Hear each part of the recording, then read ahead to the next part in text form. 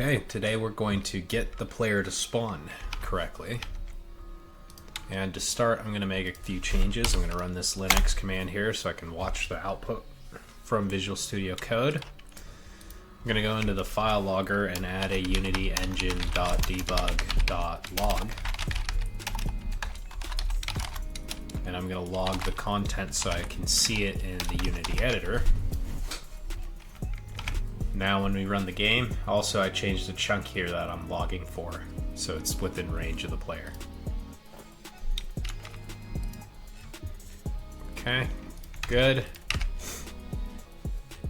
Now we need to modify our world function. Render around a point. Okay, render around point. This is going to return a promise.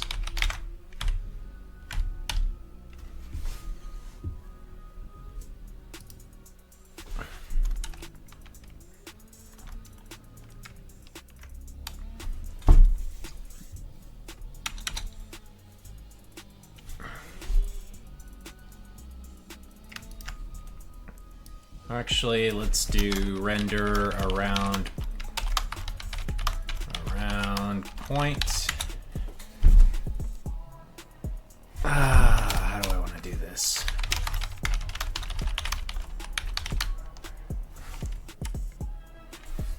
I'm just going to call it that for now. We're going to take a voxel matrix coordinate position and int3 of render distance.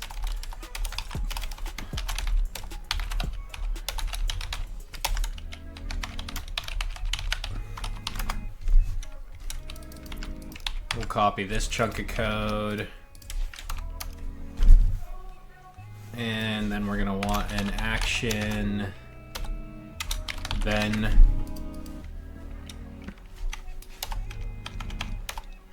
this.taskmaster.run anytime, new.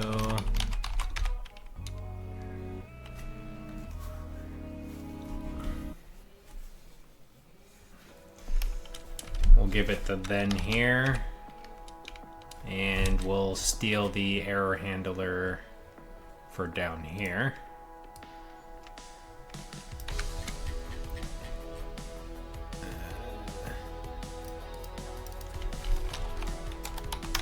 Let's go like this, actually.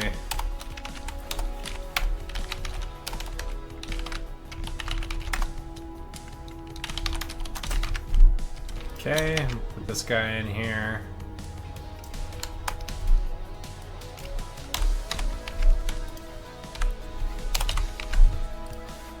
Okay, now we need to copy this chunk of code.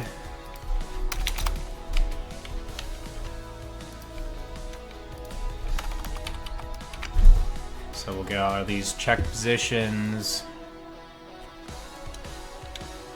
Actually, I'm just going to copy this whole function and just change it around.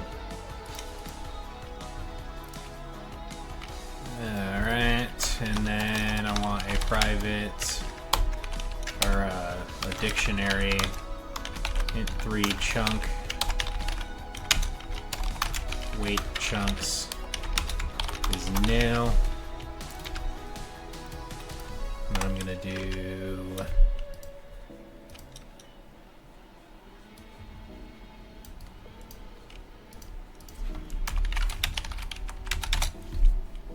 that.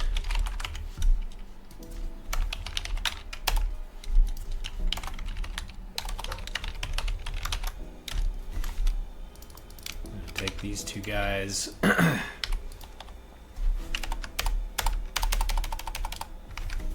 And then after we run all this,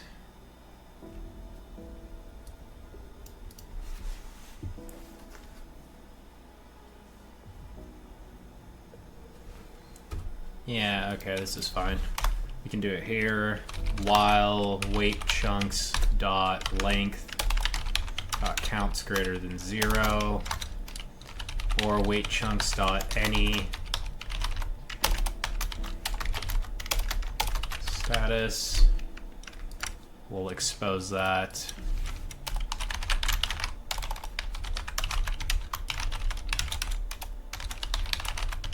But we won't let them change it.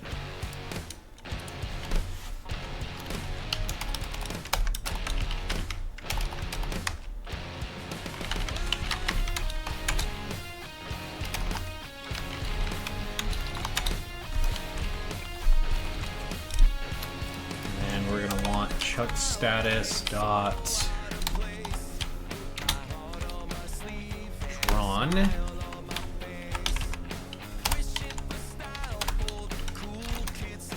Thread.sleep.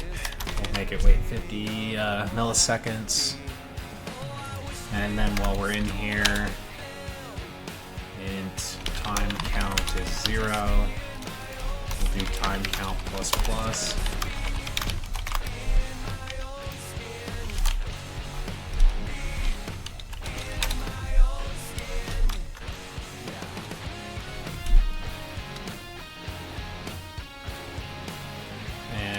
Wrap this guy here in an or statement, or time count is greater than 500.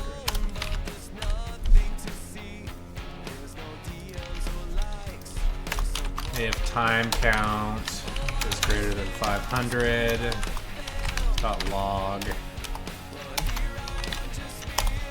logger.log. Let's see, where is log exception?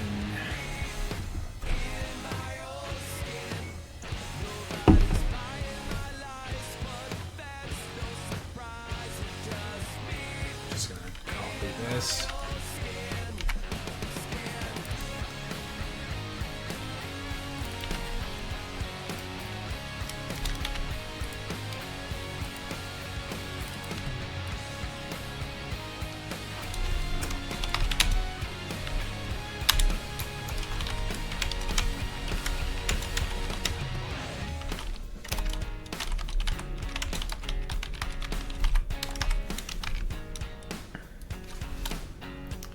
Won't need that. Sometimes all you need is a little bit of confidence.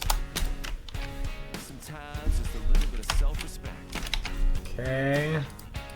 Now it's my time. Then we'll do this chunk lock here. This is gonna execute, and then we'll run. So when the world is created, we're gonna do render around point then. Stop player dot position. Actually, we can just steal what we have down here.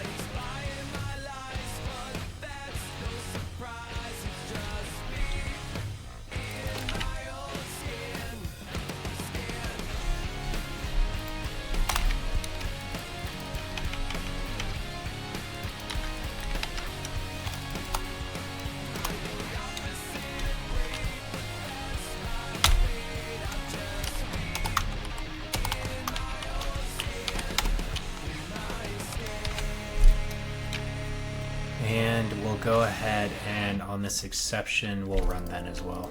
Just to, so it doesn't get deadlocked there. And we'll do a private bool is spawning player is true. This dot is spawning player is equal to false.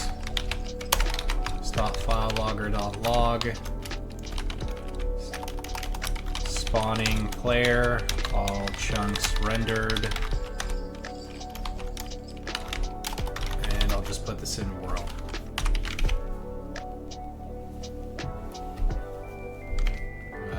Slash verbose.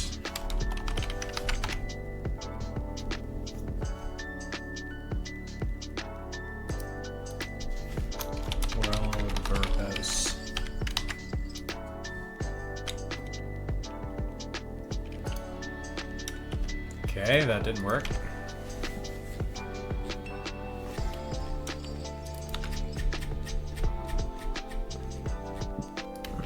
And we'll just do if we'll just return.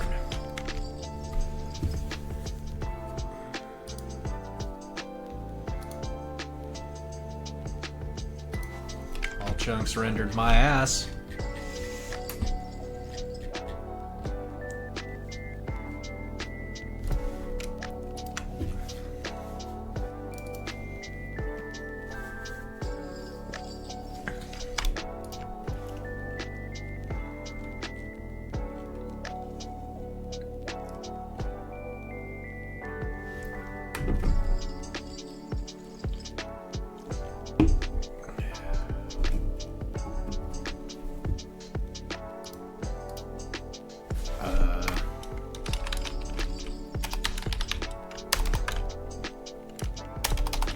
Oh, that's part of the promises code.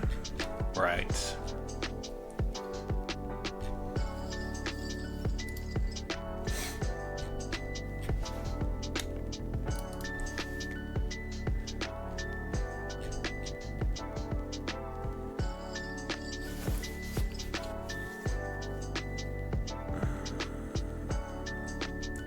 Yeah. That should be running it. What's this? While weight chunks dot counts greater than 0. Well, let's just put a breakpoint here and see what's going on.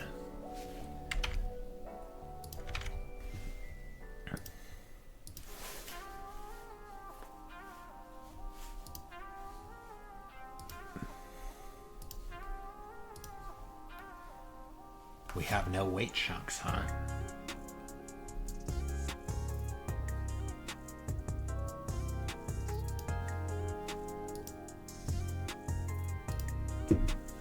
That's weird.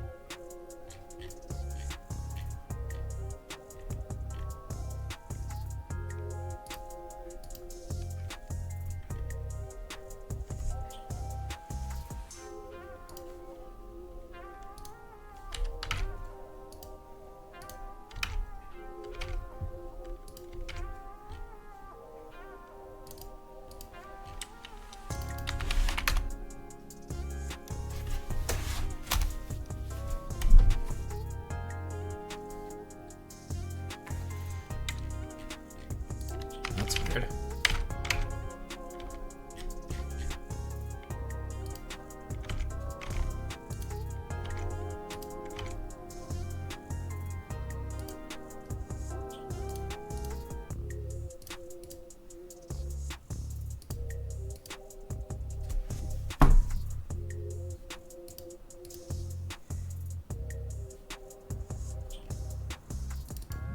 Oh, whoops.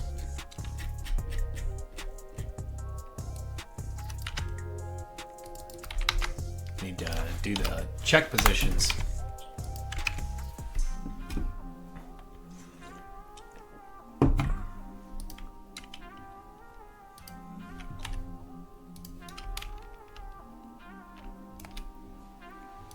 Okay, and then they don't tick.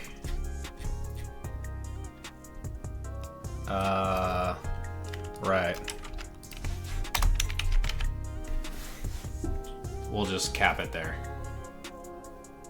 Or actually, I don't think we even need to do that.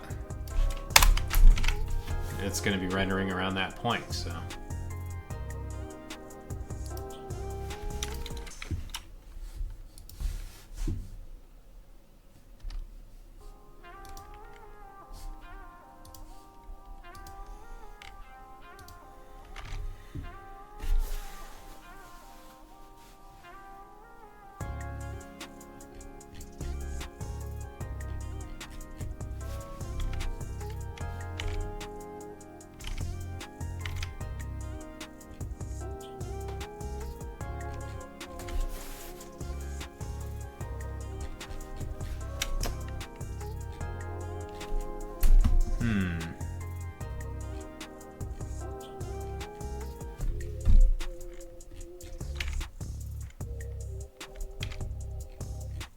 I mean, what the hell? Is it just like waiting right here?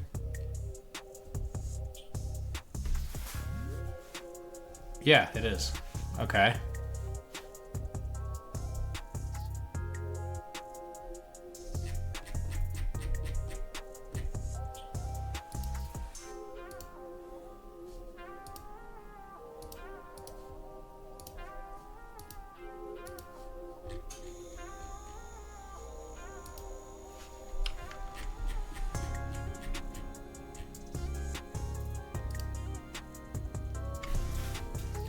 Why is freaking tick stopped?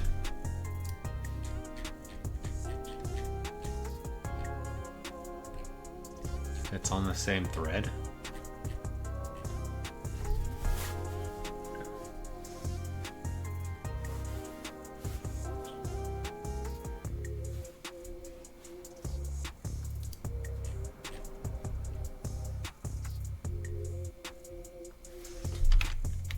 Well, I mean, we'll see, I guess, here in just a second if it runs after.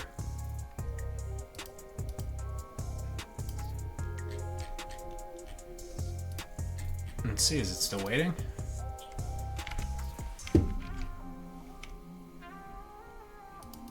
It's not.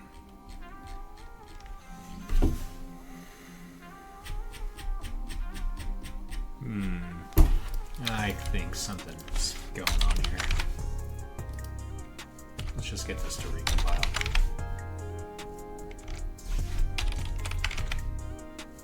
Ah, it's not recompiling. Okay, I'm gonna close the game. There's probably a stray thread.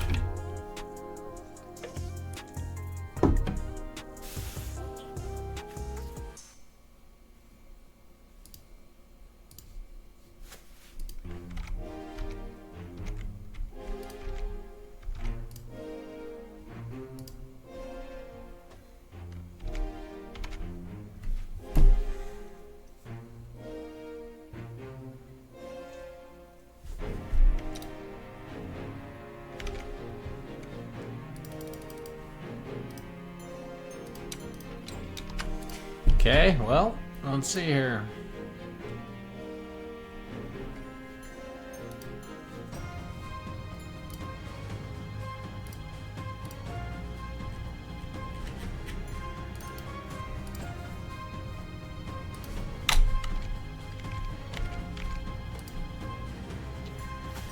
Okay, this doesn't need to be 500. Let's just do 50.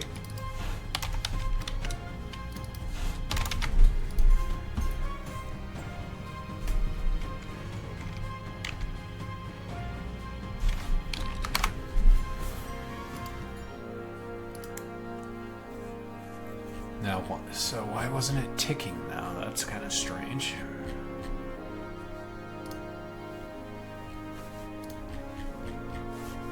It's not even the same system. Well, I guess we'll have to find out. There we go. Alright, we'll get this to recompile and see what happens here.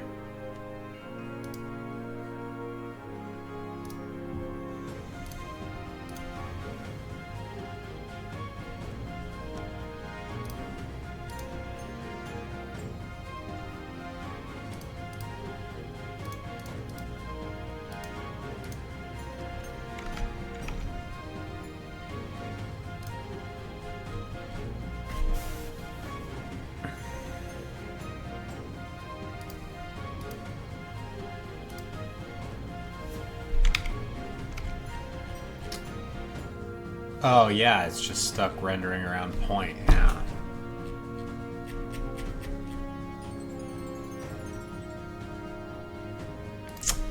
Okay, yeah. Alright, so first, I'm gonna put this right here. He doesn't need to be running in there anymore. That should fix the problem.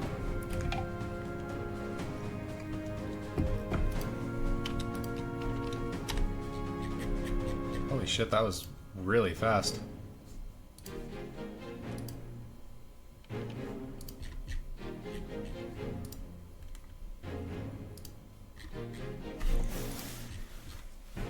Okay, so it didn't Is it still in the while loop?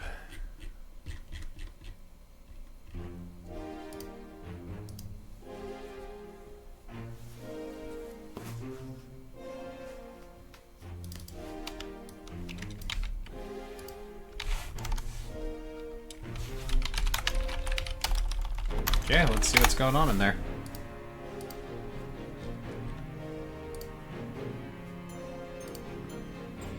Drawn.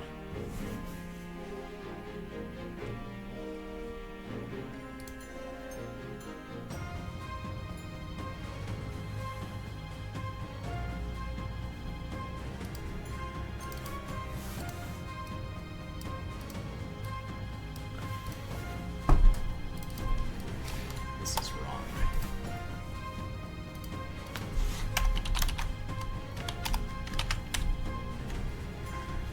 Chunks on any are not drawn. Yeah, this should be in the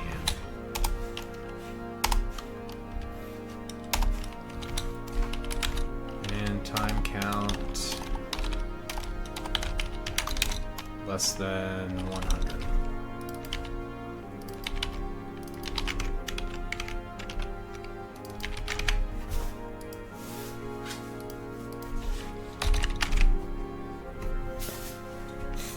Okay, let's see if that does it.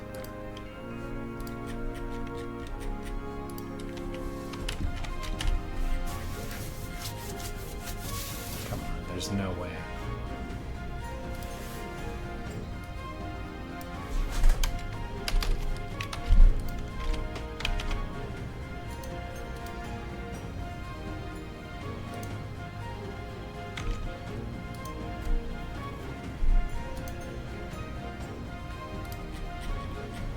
Okay, all chunks rendered. Perfect. Alright. Got it that time. Okay, and this dot.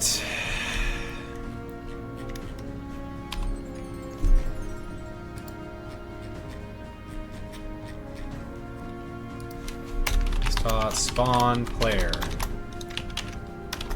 And we're gonna want to do this dot player dot position. Dot player dot Euler angles. You know what? Let's just give him the player.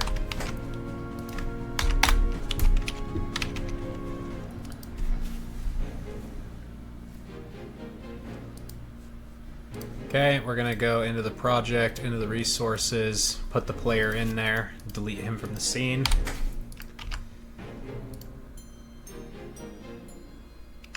Go to this dot spawn player. Player behavior PB is equal to game object dot, or let's do resources dot transform dot instantiate player behavior resources dot load player behavior, and we'll use player PB dot, and let's go in there and see what's going on. So it's going to run start. Update won't run for a little bit. We'll do attach. We want to do attach. Attach player.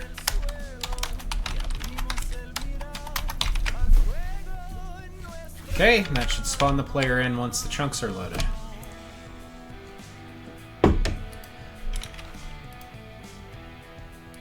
Okay, and we have an error.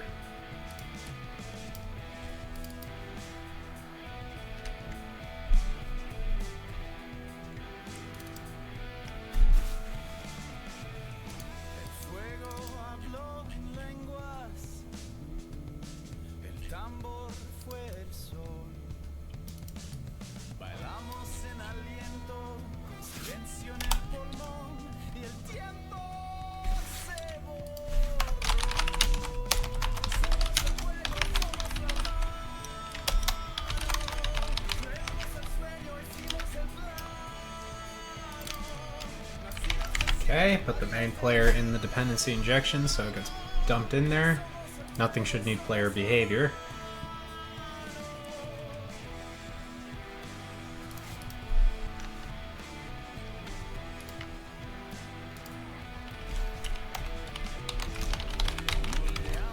serializable.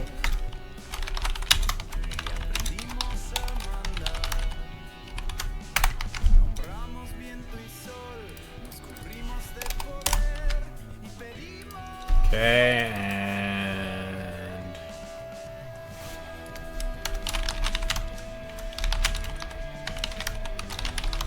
their behavior. Okay, that's just a sign that this isn't done right. So that'll need to be changed.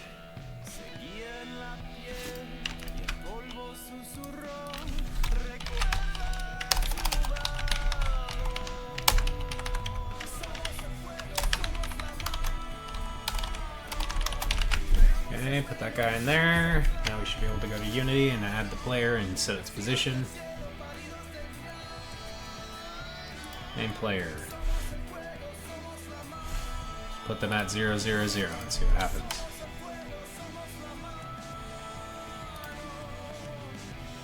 Spawning player, all chunks loaded.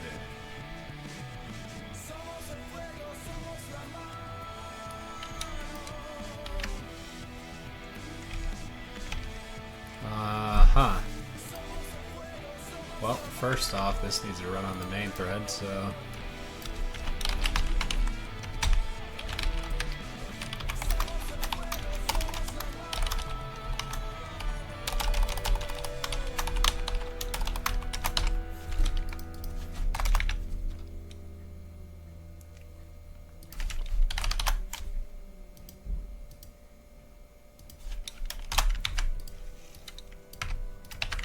Okay, run that on the main thread.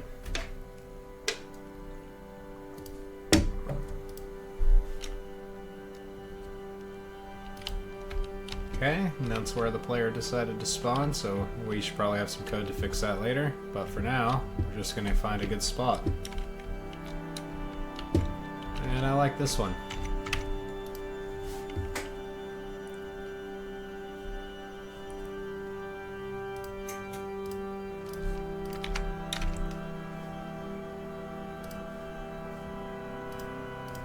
Okay, so I'm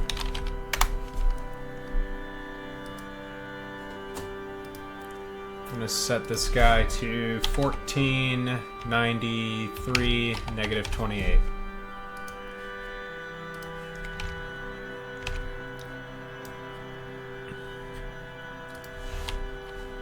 $14.93 negative 28. Okay, and if we attach to this player a rigid body, they do in fact interact with gravity.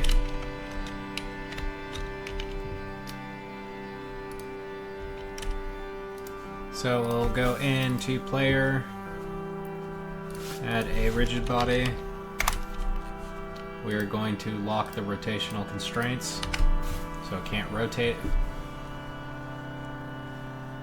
And we'll probably need to up this to something like 50.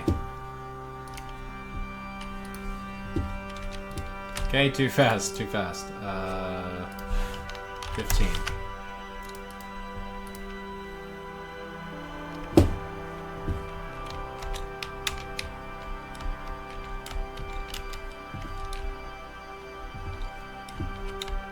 Oh.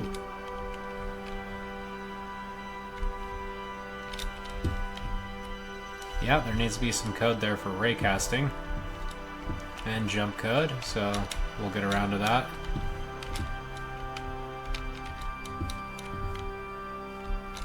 Because we are just moving them in, so it's not that great.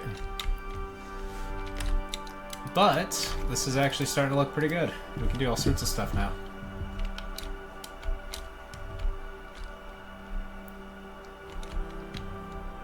So I haven't quite decided what I'll do next, but it's probably going to be fun, so I'll see you then.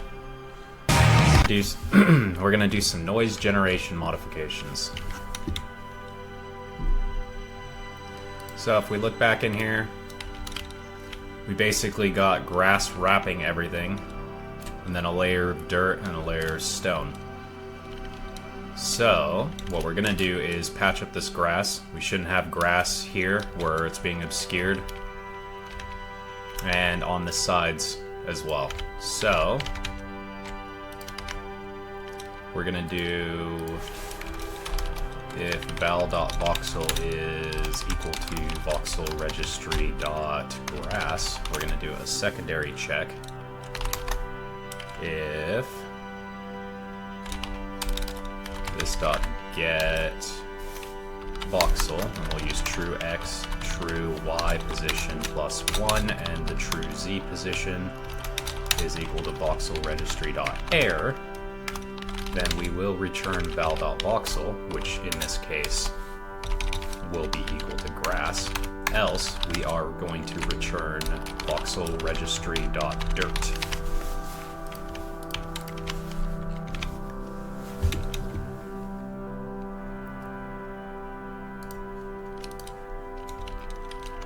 Okay, and that's looking much better.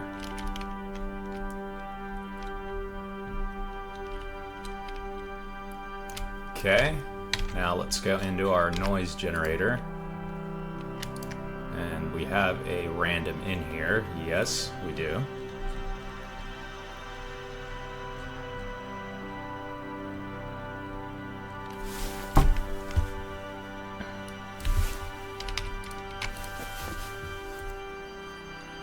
Okay.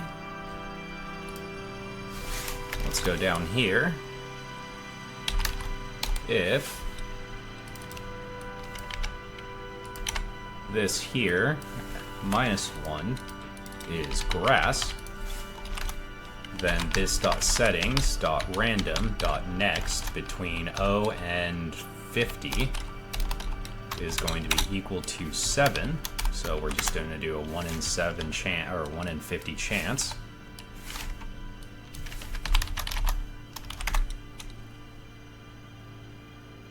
Then spawn a tree, and for now we're going to go into the voxel registry, create a new one called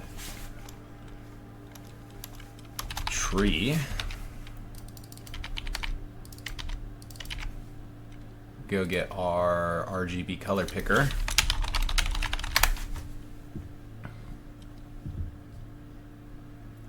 This needs to be distinct from dirt. So let's give it a bit of a browner color. 152, 125, and 50. At this position, we're going to return this .voxel registry.tree.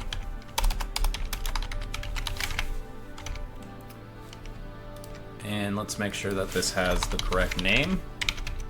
And we should see on the ground a tree base.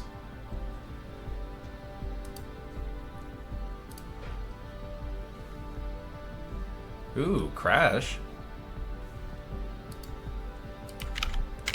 So that's going to be a Stack Overflow error because of this calling up to here, running this, so it's circular.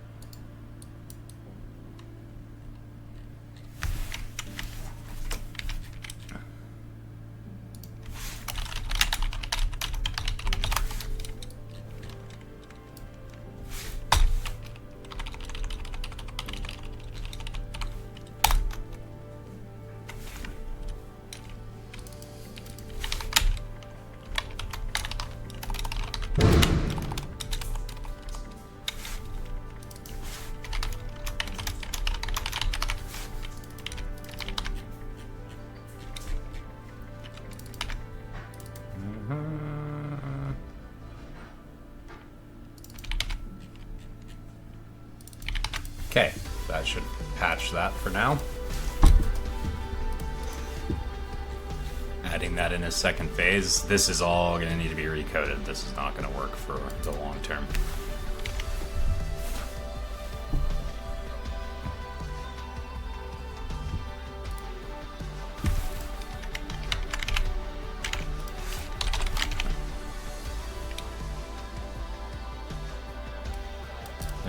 just make sure we're using get raw voxel, get raw voxel, okay.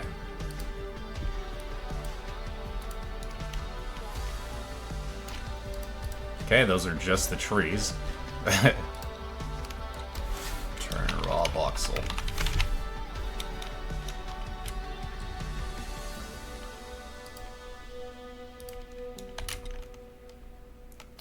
These are the positions that we would be spawning trees.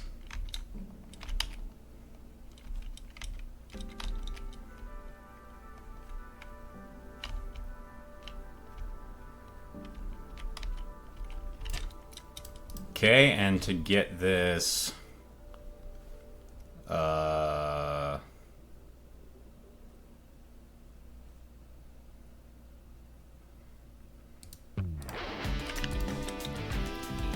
see, how could we do this?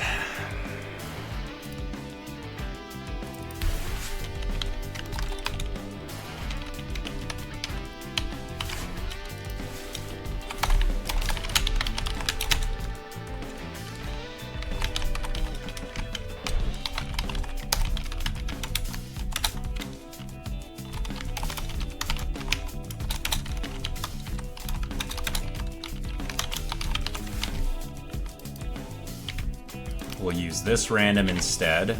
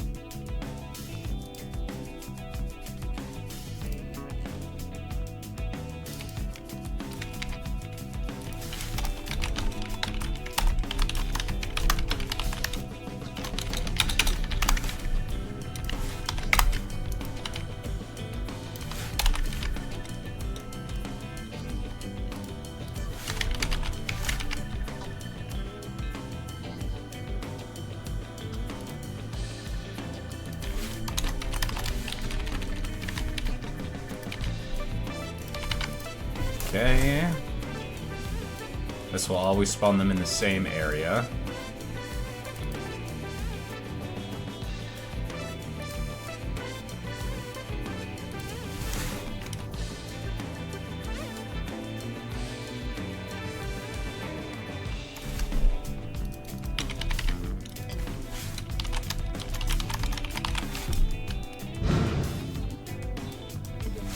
We'll use this one here.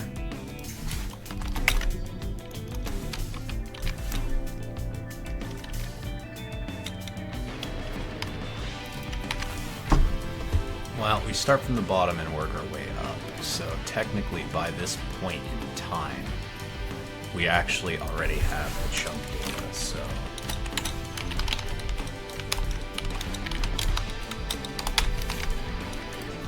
So let's add that to this function.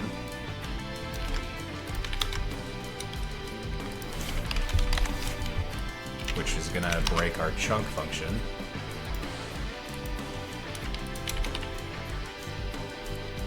Which I'm not sure why it doesn't have the error yet, but that's fine.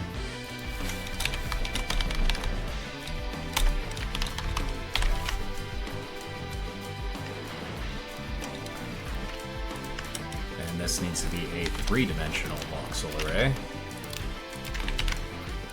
So we're gonna want this, or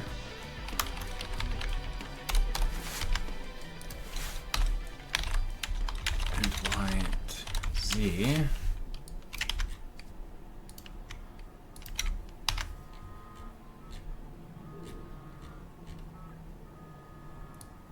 +1 is a prediction function. -1 is not. You know what? Let's redo this entire thing.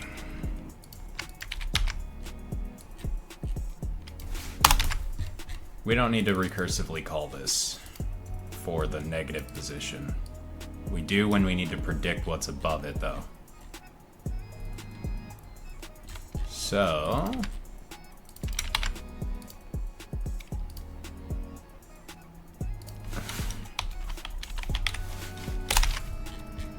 go back to chunk. We're gonna give it the X, Y, Z, and this dot settings, chunk properties. And we're gonna want in here, chunk properties, chunk properties. And we're gonna need to pass that guy into here. Okay, so back to let's see here. Tree base code. If X or if Y is greater than 0 and Voxel's XY minus 1Z is equal to voxel registry dot grass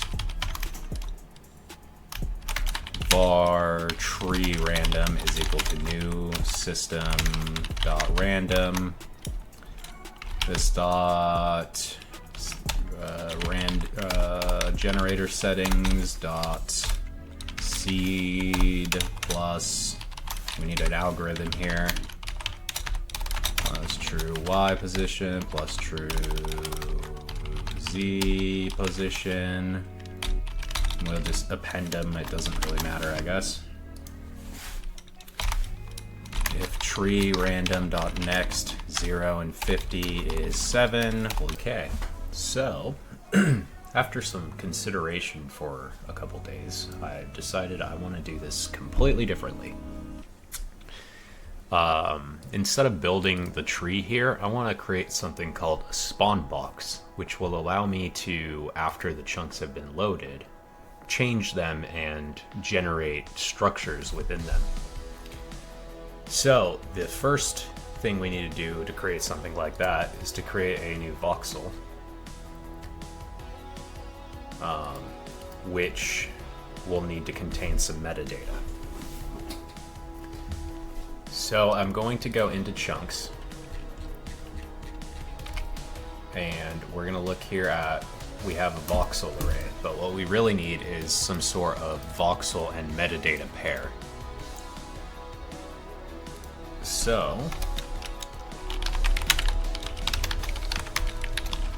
for simplicity and brevity, we'll just call it a chunk voxel.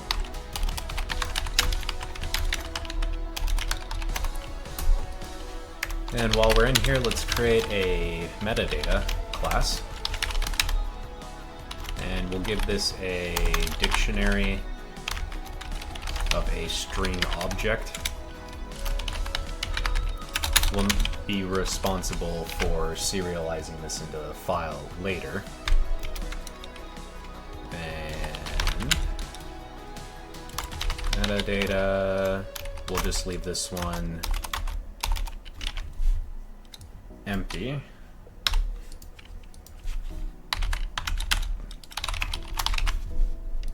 So we'll need a voxel, and let's do a chunk voxel here, and we will take the voxel and an optional metadata.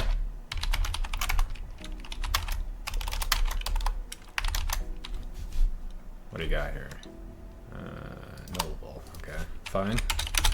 We'll just set that to null. If metadata is null, we'll set metadata to new. This dot voxel is voxel. Separate these guys out into their own files. And we'll set this to a chunk voxel array. Now we need to go back through all the code where this is created and change it around.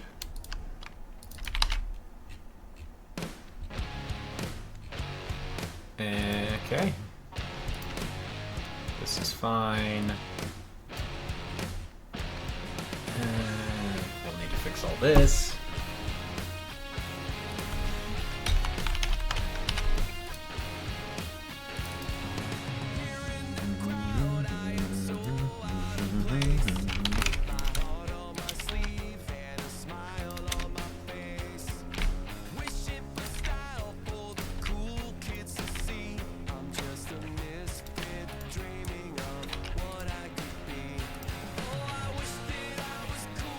Ah, I see.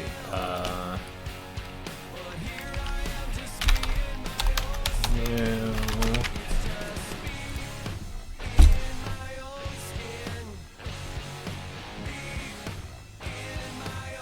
And we're gonna go ahead and erase that chunk of code. So the point here is to just get this to build and go back to the way it was with our changes.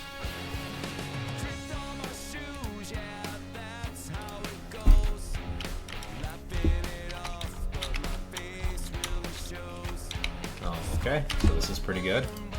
Now that we have that, we can start the next phase, which will be working on the Voxel class.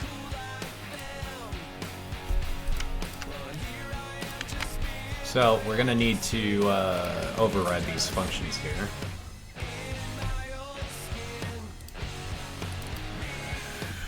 This should actually have the chunk voxel in here. This should use this dot color for simplicity. We actually don't need the current voxel reference, we can use ourselves. The reason that this is here is so we can actually get the metadata. That's going to change this guy. Chunk voxel will be equal to this. And we'll give it the chunk voxel.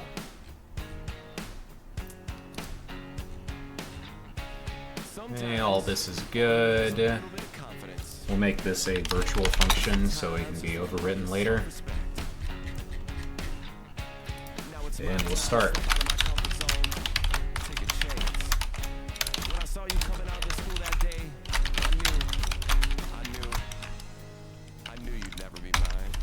And we can just do this. Box voxel.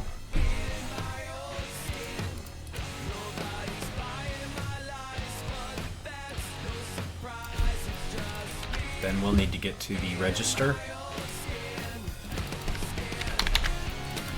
Get a spawn box. New spawn. Spawn box voxel. This is fine. We'll go get our RGB.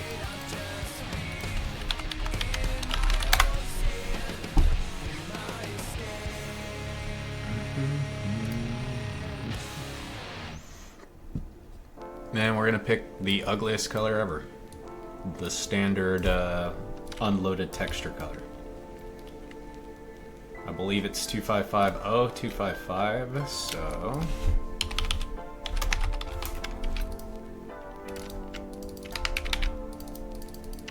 And this can just be a voxel, doesn't need to be the spawn box voxel. Actually, yes it does.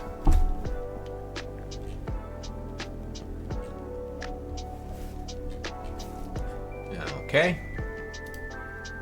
And the noise generator, we're gonna keep this code here. Voxel is grass. And here we're gonna do return voxel registry.spawnbox. This function needs to return a chunk voxel. Not a chunk, or not a voxel.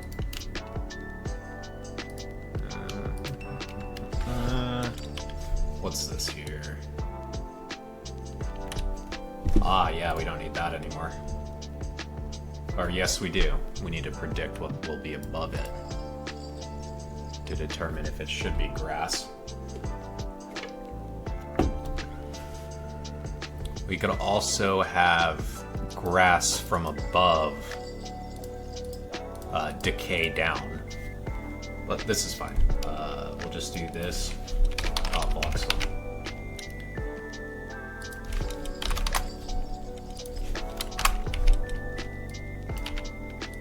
Boom, boom.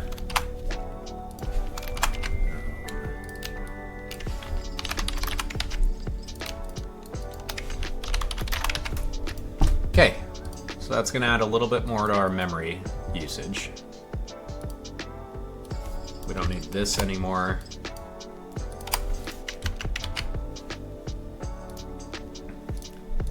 we go into the game.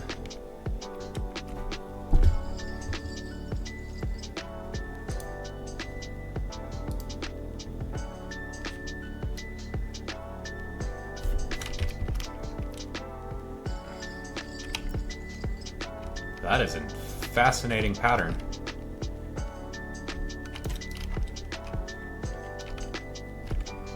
That's weird. How did we get a pattern? Seed plus XC position. Max 50 is 7.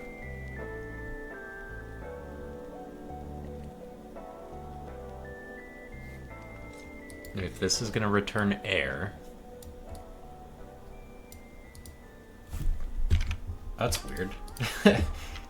Let's try that again. Well, actually, it should basically just be in the exact same positions.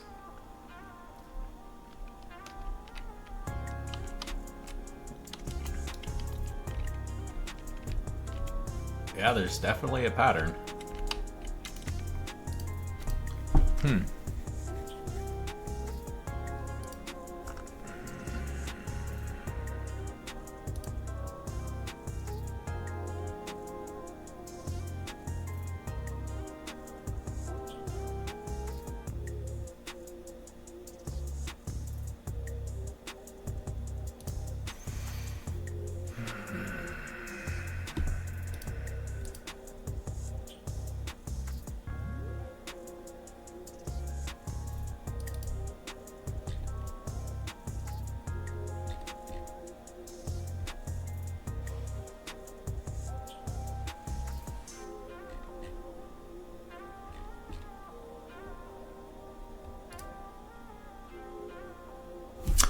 Okay, well, we can try something else here. So instead of doing that, we can tree random.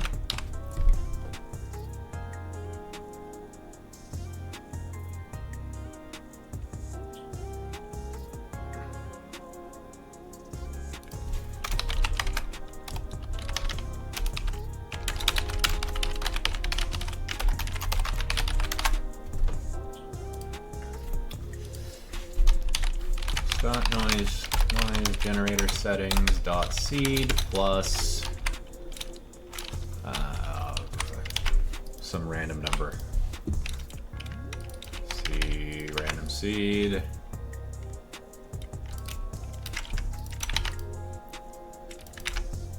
Okay, and then we can use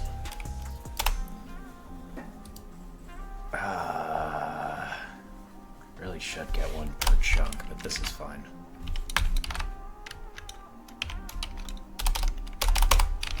Let's just do that and see what happens.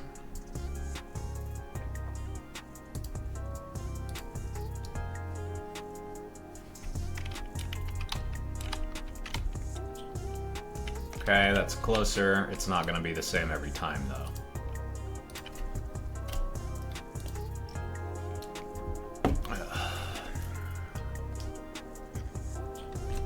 Let's see.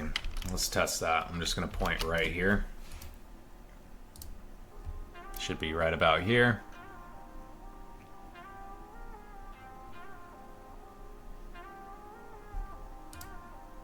Yeah, okay, so it's not going to be the same each time. Okay, now we need to worry about these. Ooh, that was a big old spike.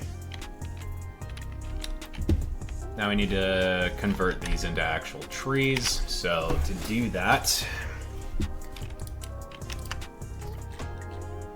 we can put some helper functions inside spawn box volume, or voxel.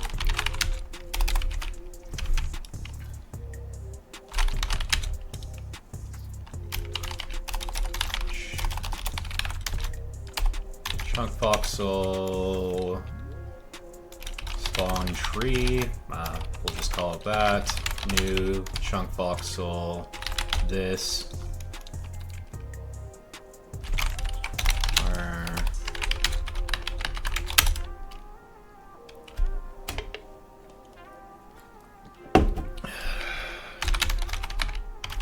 Just do new metadata dot.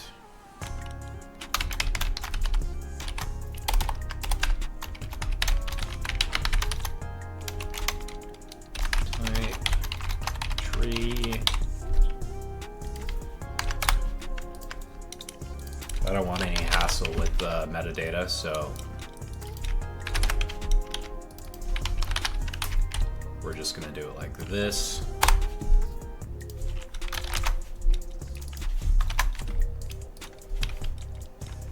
If this dot metadata dot contains key, dot metadata key is equal to value. We'll do an else here. Add key value. Public t get metadata. String key. T default value. Stop metadata contains key. Return metadata at key. And we're gonna just do a typecast here, a dirty one with no safety checks. Finally, we'll return default value. This metadata.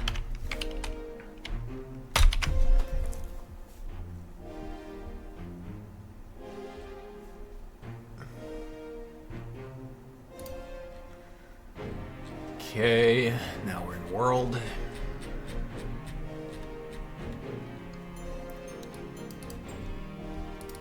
Here's our rendering around point code. We're basically just going to steal this. And we'll basically the same thing here.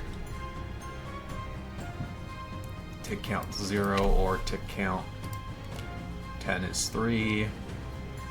We'll just set this to an off one so it's not happening the same time this code's running.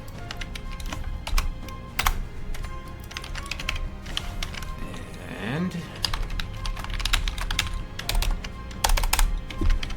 this will be a little bit resource intensive, so we're going to just take this loop here. Stop voxels XYZ tick, and we'll give XYZ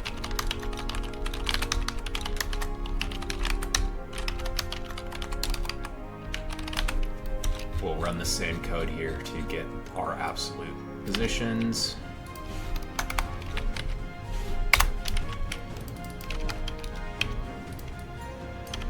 To save some resources before we do any of that, we're going to do if this stop voxels xyz dot voxel dot ticks. We're going to add a boolean in here. We'll add that to the constructor, and we'll default it to false.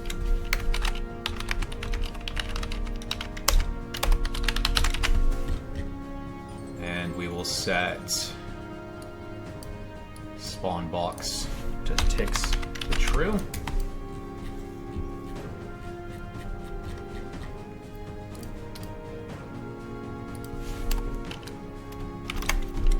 We'll run this code in here. Our voxel is equal to this.voxels xyz. We'll store this value up here. We'll have that guy there. Don't need this anymore.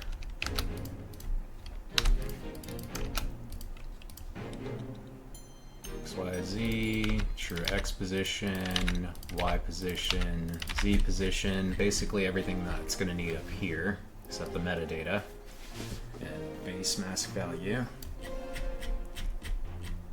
So instead we will give it voxel, and this dot chunk properties. We'll generate the method in here. Public void tick. We'll go back in here. We're going to add this and this dot world. We're going to add world into our constructor. We'll store that guy down here.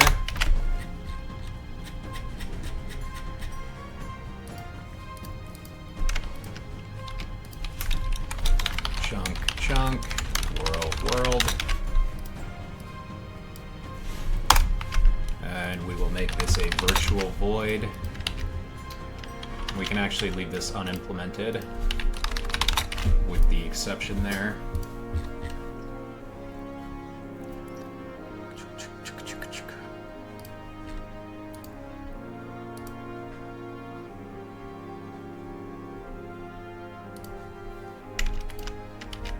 I'm gonna move this guy into his own file so I can find him again. And then we will override the tick function.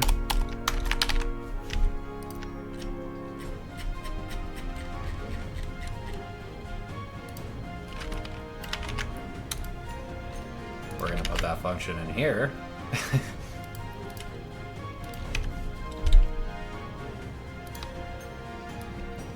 Then we will override it.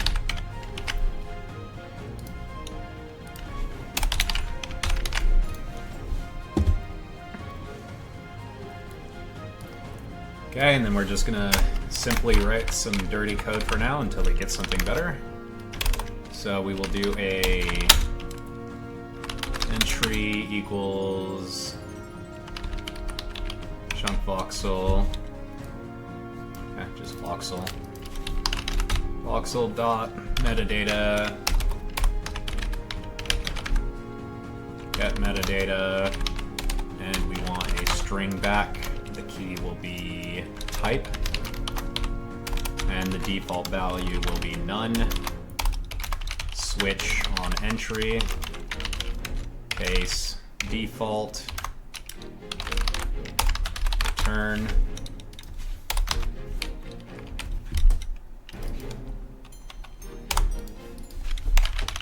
case none, return,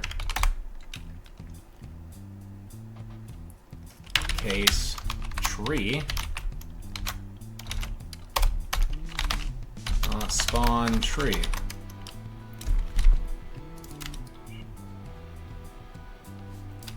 This is going to need our x, y, z, true x, true y, true z,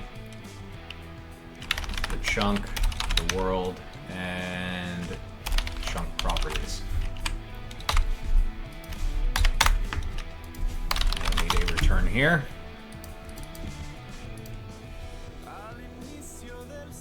Oh, I see. Create tree.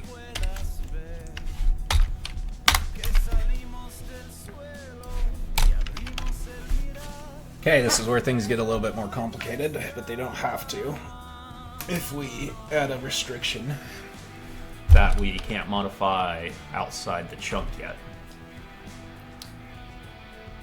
So we'll just do a little experiment. We'll do chunk dot set block x, y, z, and we will do, we need the registry as well, which we have.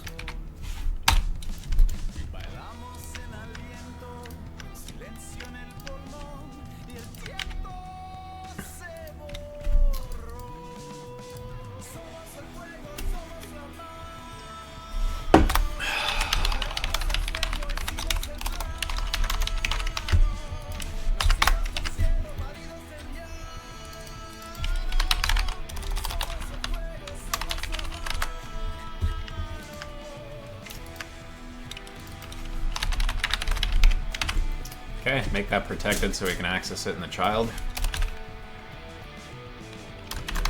Tree. And we'll just do that plus 1, 2, and 3. Because we really need to get this working correctly. And we're gonna go up here and create a lock. Voxel lock is new. In the generate function, basically where we set this voxel anywhere, we need to lock that.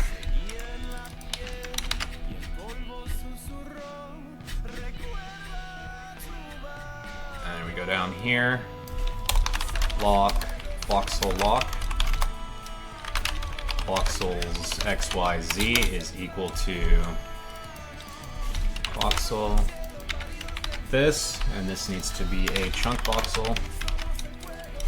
Chunk voxel.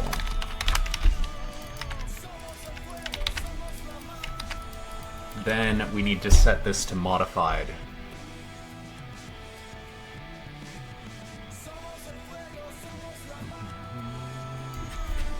Which should be as simple as this dot is modified as true.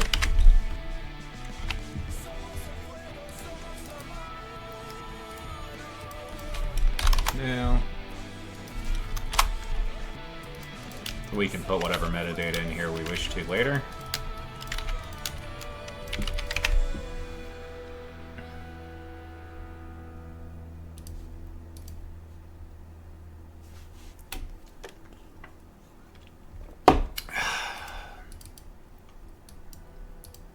Okay, we don't have... We can't tick these because they're not done yet. We don't actually have them in here.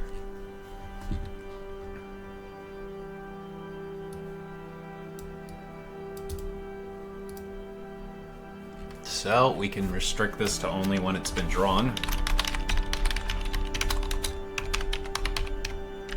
Drawn.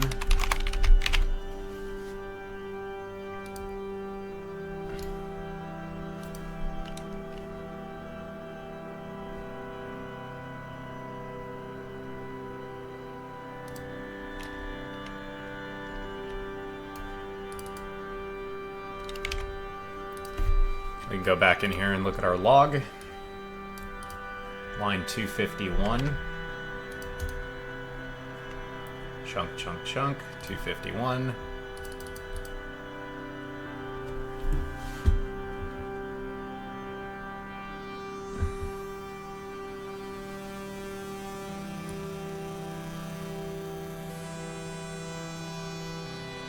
Interesting. Okay, where else is this problem? Let's see. Let's break this exception down into pieces so I can read it. Spawn box 20. Entry.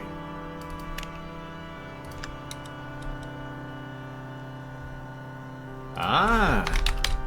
Metadata. There we go.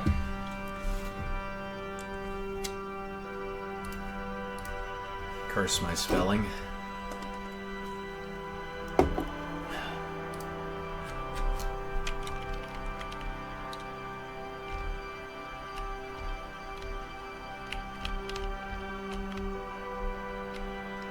Okay, I noticed something isn't happening here, which is interesting. So let's go into a chunk and we will set a breakpoint right here. And attach the debugger. Don't. Why did it move it over there? Oh, I don't know what's... Okay, then we'll remove the breakpoint so I can step through it safely. What is chunk status? Drawn. Chunk status is drawn. And then tick count is... false, so we'll put one in here.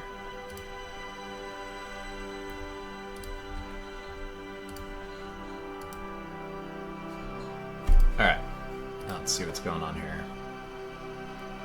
Ticks is false. Okay, does this ever run? It does. Spawn box. Perfect. Okay, none. Okay, well that would definitely cause a problem here. So if we go into Voxel here and we look at their metadata, they have no keys, which is strange, so we'll relaunch. I don't need that. I don't need that. Don't need that breakpoint. Don't need that breakpoint.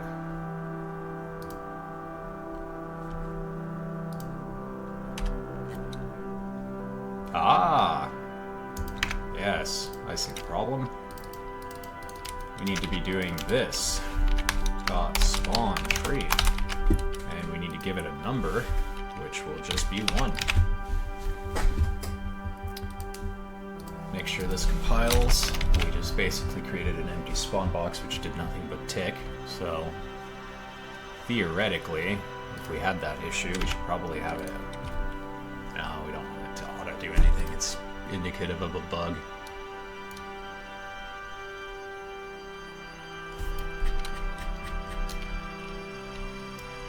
Okay, pause here. Object. Spawn box line 20. Spawn box line 20.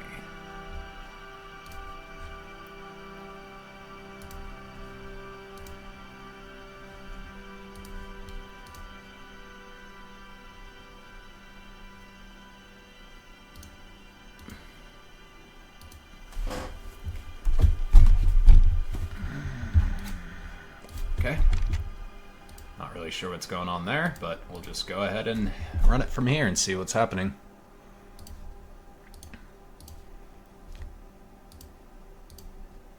Type tree.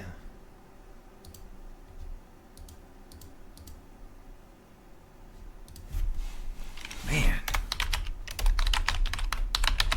What a funny guy. Then we'll set the metadata.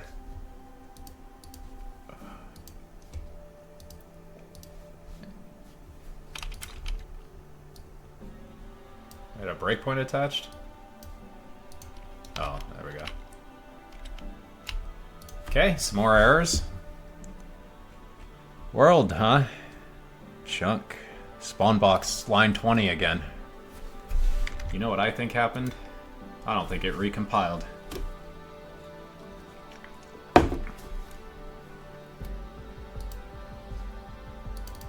I'm just gonna run it again.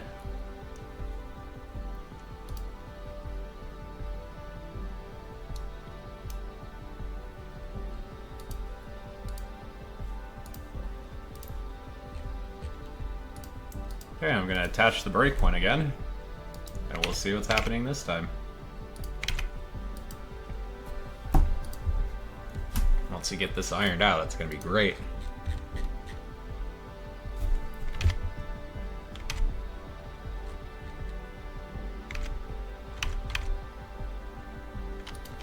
Oh, and now it's kind of working. In some cases. That is strange.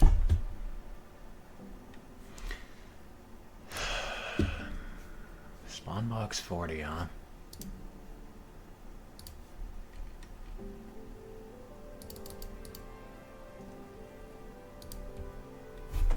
Are we outside? Oh, we're outside of the...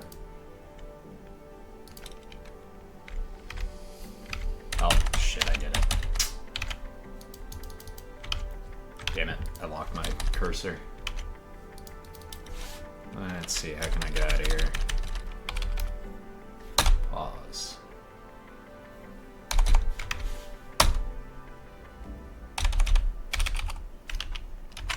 Yeah, I'll just force it to recompile itself.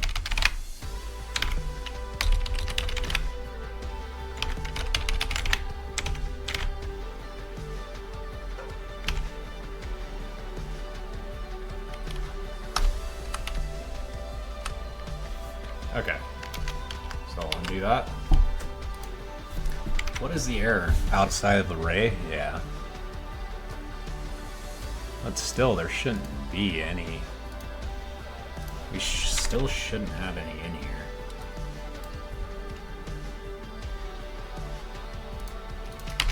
Alright, well, the hacky way kind of works, so now we'll have to do it the proper way. Our position is equal to new voxel matrix coordinate, and we're going to need to give it... I really need this true X, true Y position, true Z position.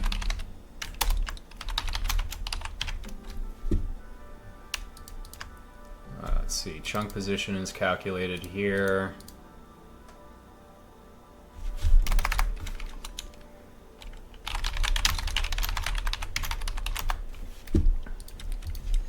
Public voxel matrix coordinate from chunk position into X, into Y, and Z. And to do this, we're going to need a chunk properties.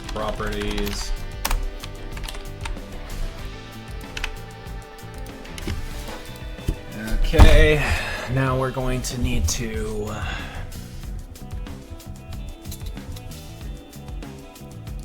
absolute voxel position is going to be that. Three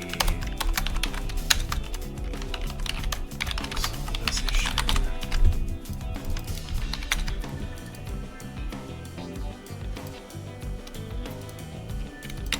So voxel position is going to be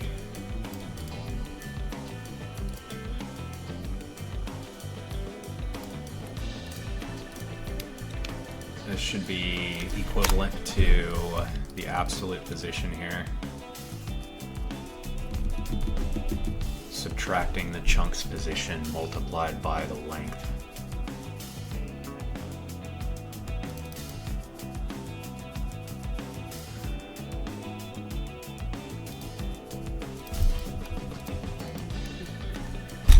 Sorry, I'm trying to figure out if there's a way I can get around with not having to write all this code. Why do I have world settings here?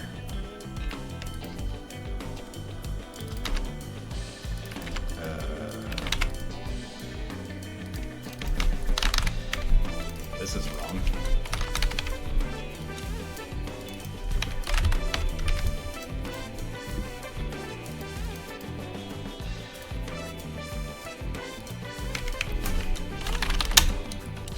int3 calculates chunk position from absolute.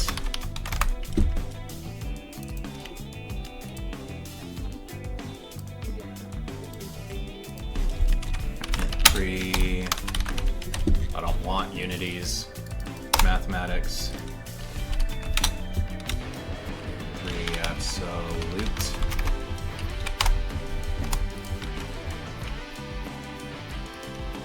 Okay, we're gonna need this in here. Position. Chunk properties.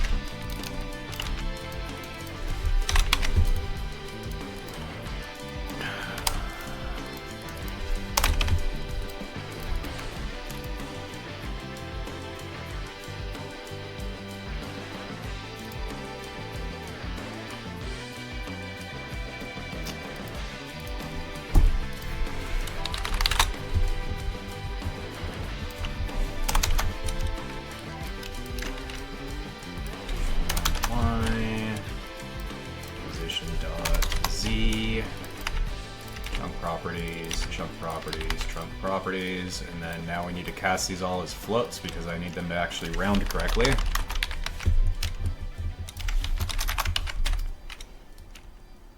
So we'll go in here and do that for every one of these. We didn't have to do that above because we weren't using an int3. We were using a vector 3.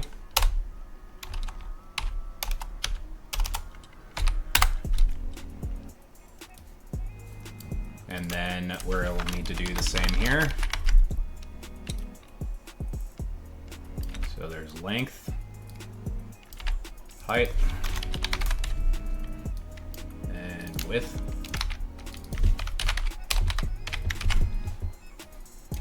Okay, so chunk position will be equal to this dot chunk, calculate chunk position from absolute, and we will use this dot absolute position.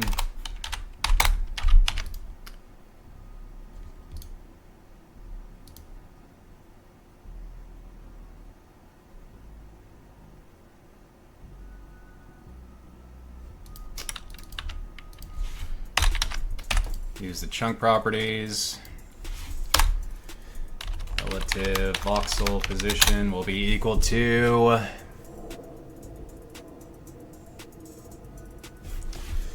dot calculate relative voxel position from absolute and chunk. Wow. We'll give it the absolute voxel position, the chunk position, and chunk properties. We'll create this monstrous function. Then we're going to return a new int3 of absolute voxel position minus chunk position dot x multiplied by chunk properties dot length.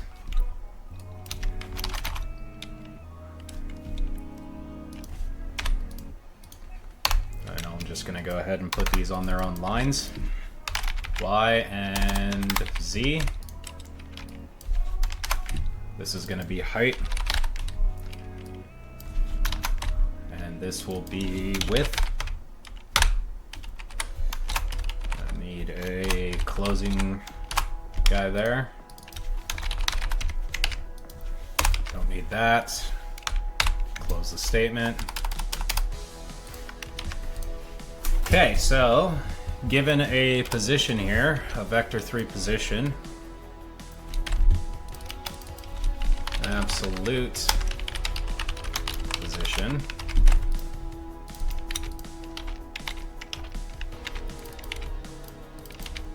or world position, could be the other name. We'll run these two functions. Now to do it the other way, from local position, call it from relative voxel position, chunk position. We're going to call this relative chunk position. Let's call this world position.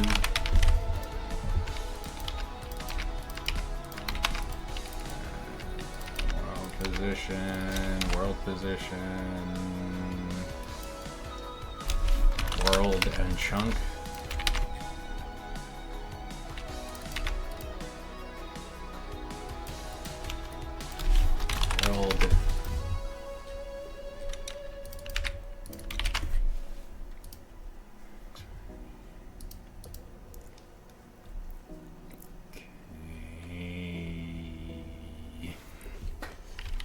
Dot chunk position is new.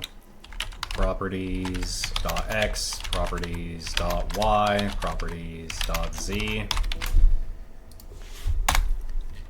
So we've got this guy. Relative chunk position is covered as well from x, y, z. The only thing we don't have is the absolute.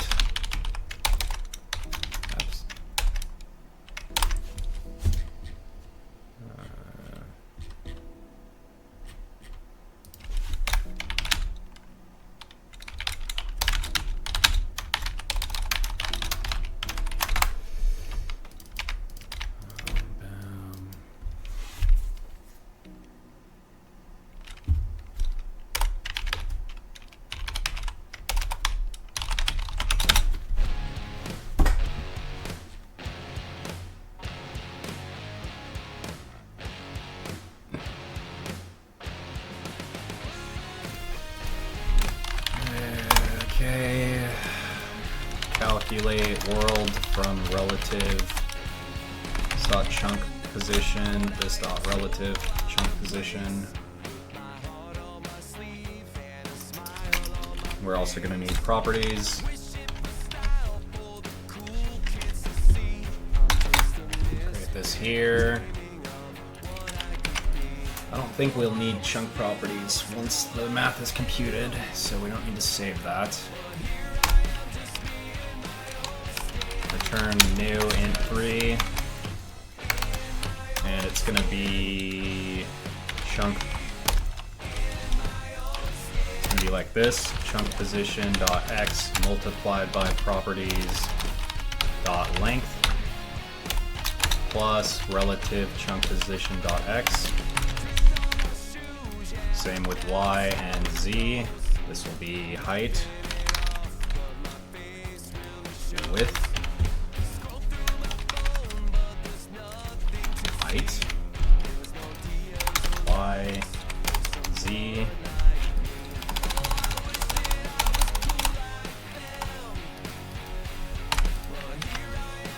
from relative chunk position, we will return VMC.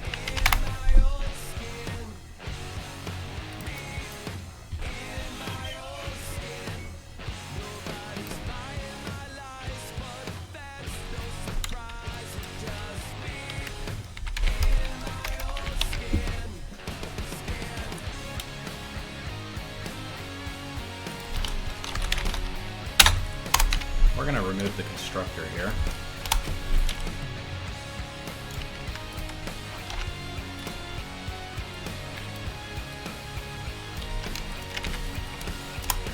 We don't want no one needs to do a constructor from relative chunk position from from world position.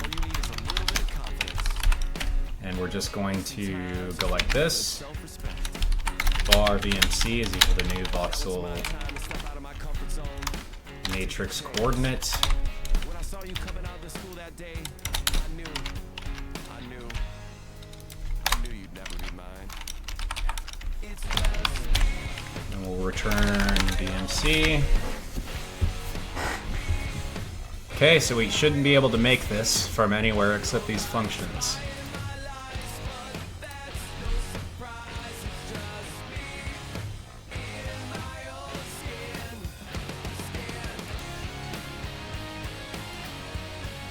Ah, I see. The world settings are used here.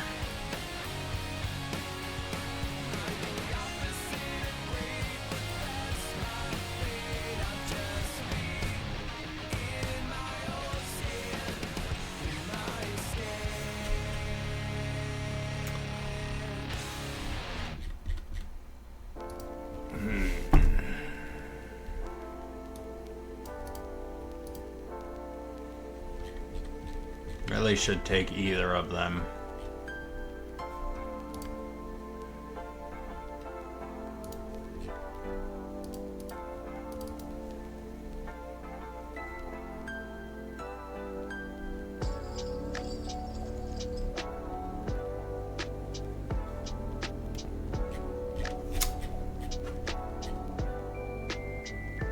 Yeah, I think we can get away with this. From world position, world properties.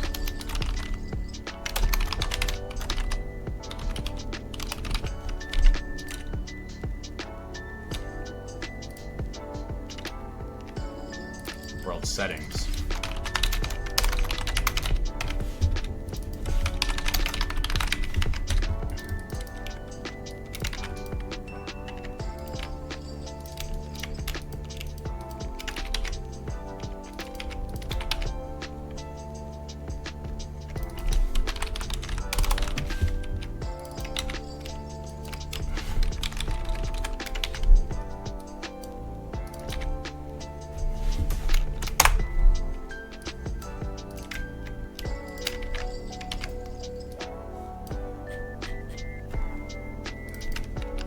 Calculate chunk position from world. Calculate relative voxel position from world and chunk. What do I need the chunk properties? Oh, I guess I do.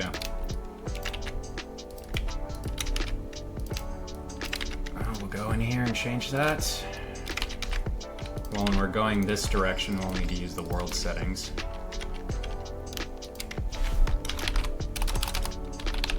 And when we're going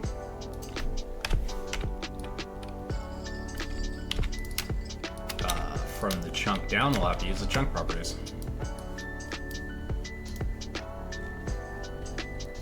Okay, so what do we got here? Let's do voxel matrix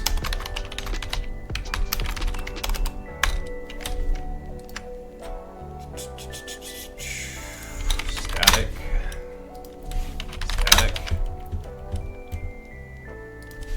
from world position. It's gonna take a vector 3 and the world settings, so that should fix that. Okay, and then we're gonna do voxel matrix coordinate from relative chunk position, X, Y, Z, chunk properties.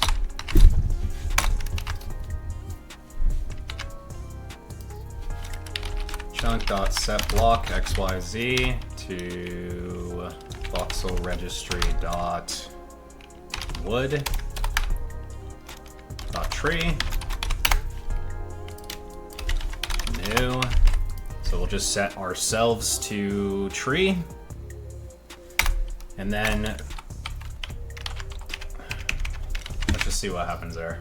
There was quite a few changes I just made.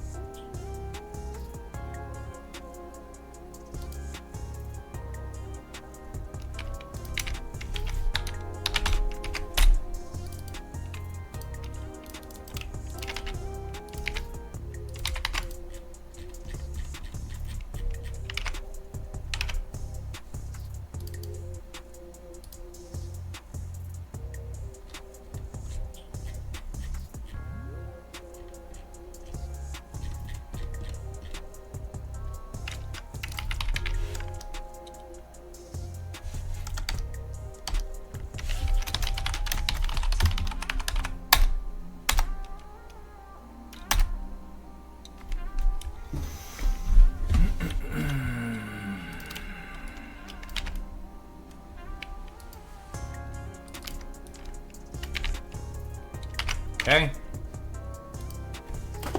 Fix those errors back in here. Basically, we should just set them all back to trees and re-render.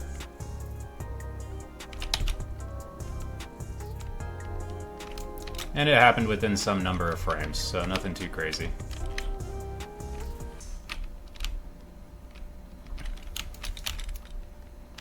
I'm just gonna make sure there are none around here, no errors.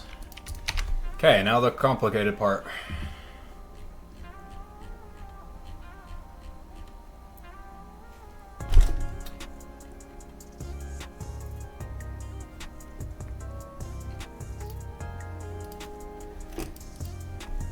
Okay, so now what happens if the chunk doesn't exist? I actually don't need these.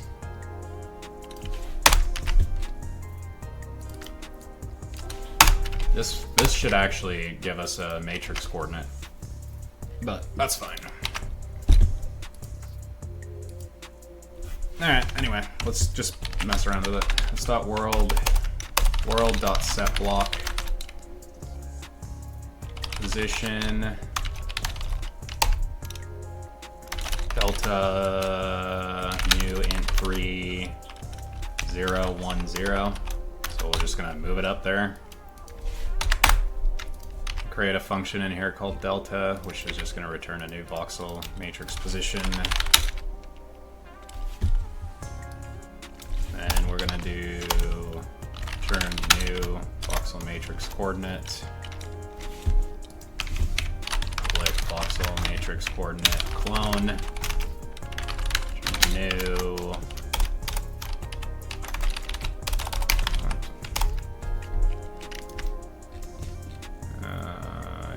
public fields.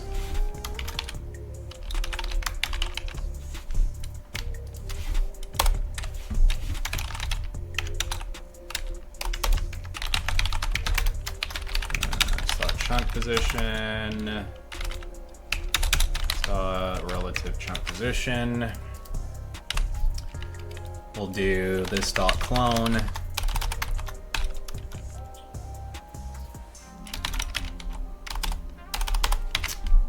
Actually, we could just do the delta in here. Oh, hey, that's actually going to be kind of neat.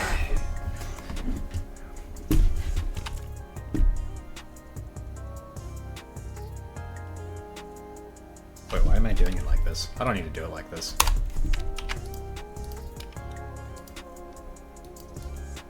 I'm just going to do a voxel matrix coordinate dot from relative chunk position. And if we got a side of bounds here,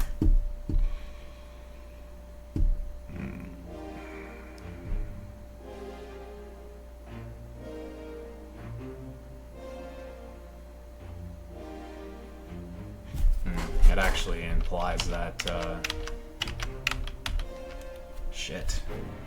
That actually implies that we have it within the correct bounds. We could go from absolute back down, but that requires world settings. Okay, alright, I got a better idea here. Let's go back into the spawn box volume. Our new position is voxel matrix coordinate dot from world position, and we're gonna give it position dot app dot world position plus new 010, and we'll give it world dot settings.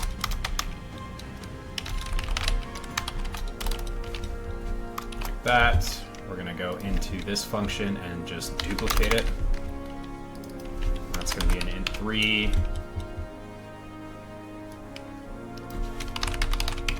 Position like this. I'm going to remove this entirely. This function will point to from world position with new x world position, lowercase world position, z.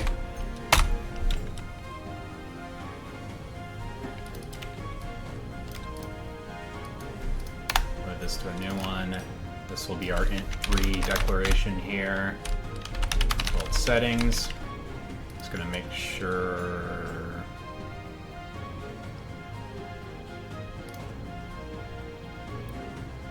this call is ambiguous.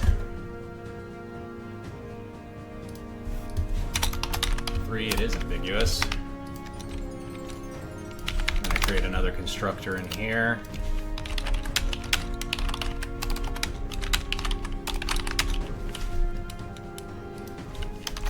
Cast these as integers. I'm assuming if it's not being rounded, then we don't care.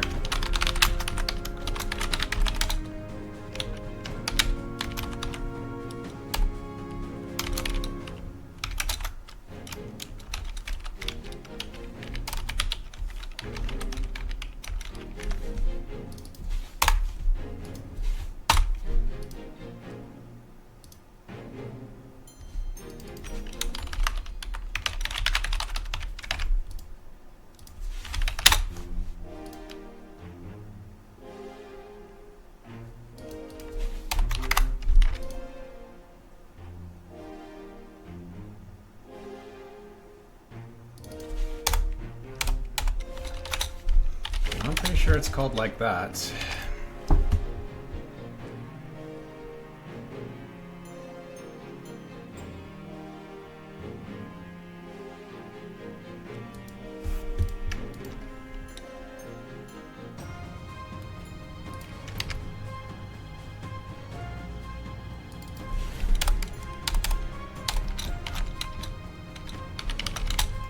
Pretty sure it's just called base.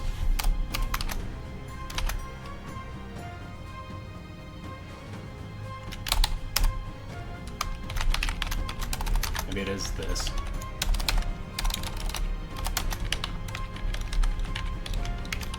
There we go. Do we actually need the body? We do need the body.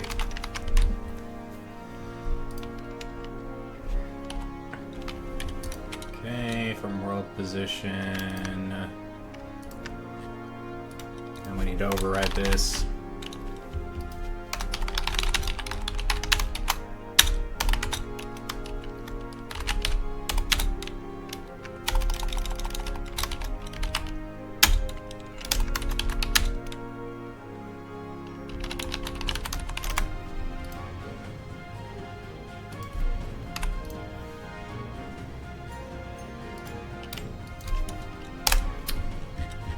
Okay, well, I believe I did this somewhere else, so let me see. I forget how to do it. Last time I used this was in the dictionary for world. In 3, oh, the same class. Equals. Okay, Google time.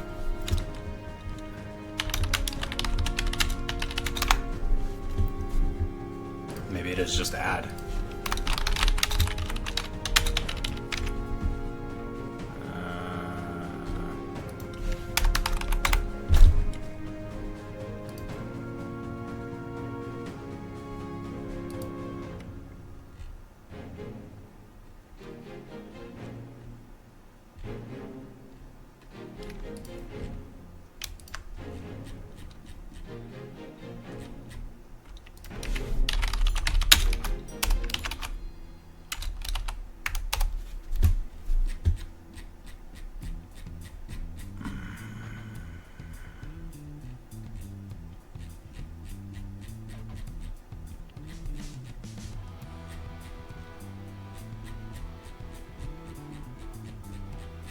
Jesus Christ, this is a huge file.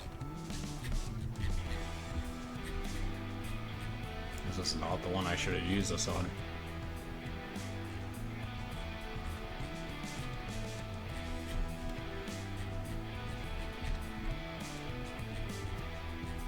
Mm-hmm.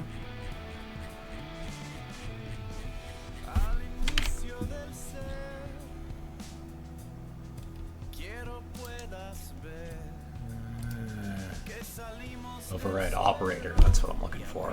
Operator overloading. Ah, operator.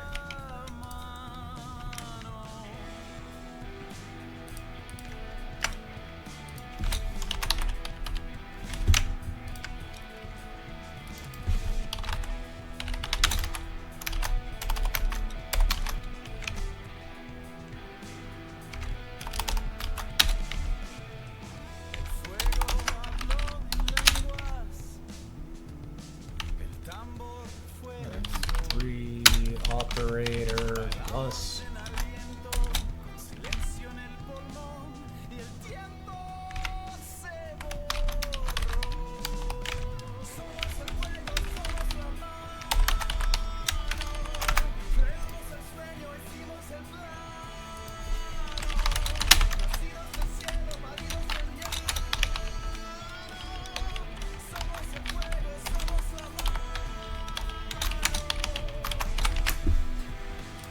okay, now we should be able to override that. Now we need to go up here into world where the settings are stored. Public world settings, settings. Just point that.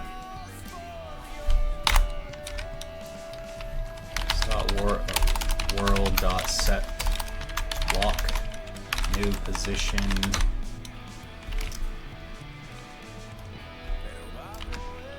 Like that. This is really where we should be doing this code anyway.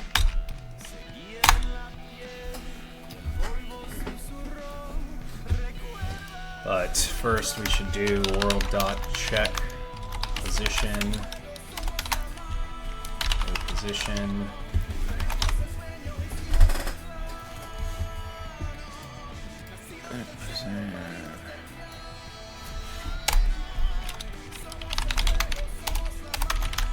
chunk. Should basically be like that.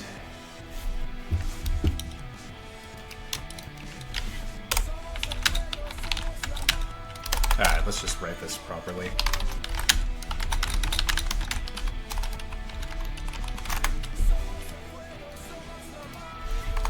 Voxel matrix coordinate array chords is equal to new size 10.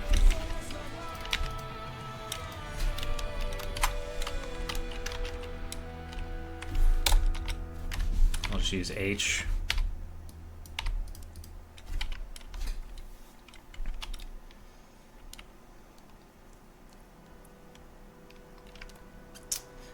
Our chunk is world dot get chunk.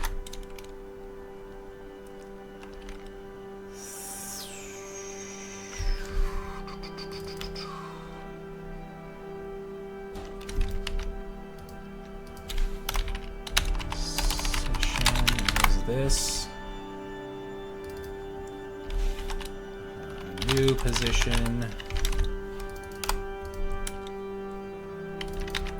chunk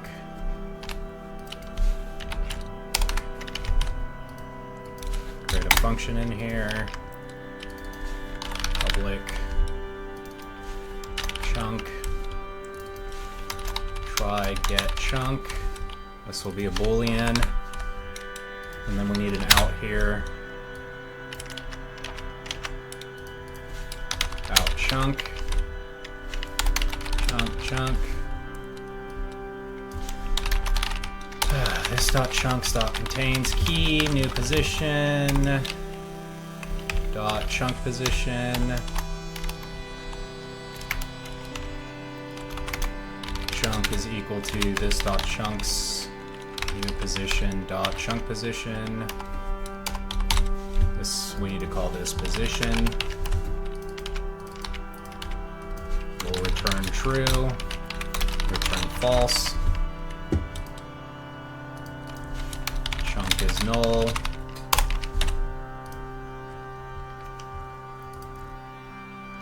Okay. We're not really going to need this anymore, so we should basically be able to do this. If world.try get chunk, the position out bar chunk,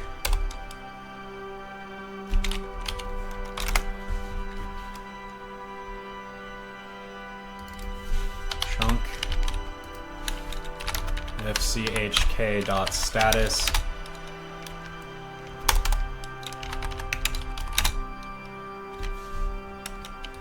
Go take a look at chunk status. Basically, we want to make sure that this is past these two.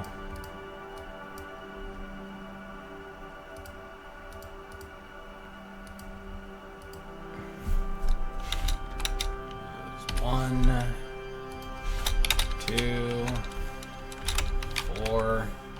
Well, that implies it can be in multiple states, which it can't.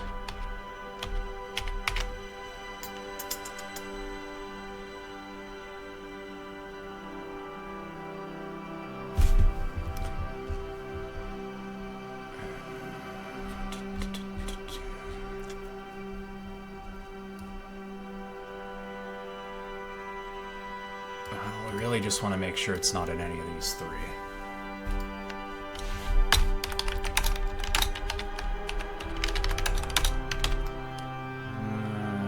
Generating. We're just going to return, end it.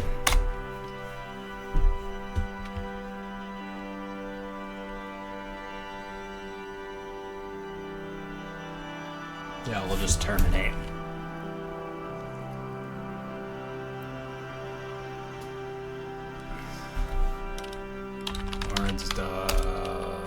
H will be equal to...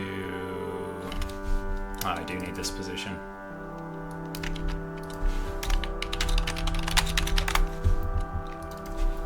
Position. We'll just add that in there. If they pass all these, will then again loop this. New position will be chords H. And set block.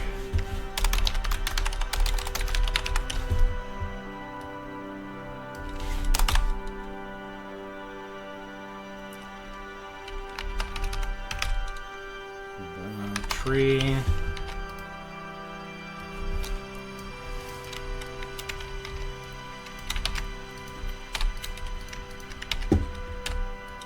Okay, now we need to basically write the same code again. So if this dot try get chunk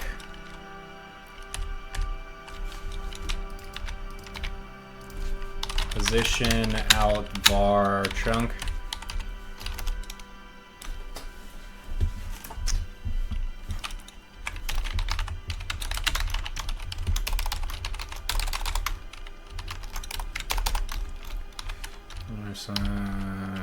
Chunk does not exist at coordinate.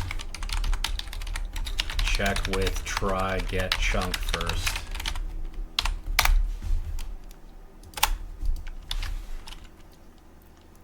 Chunk dot set block position. This should be a chunk voxel. Voxel.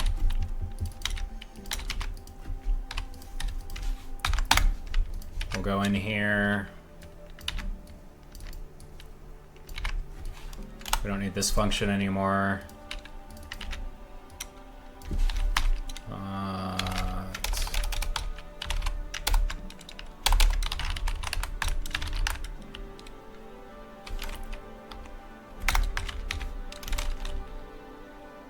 We'll get the relative position X, Y, and Z.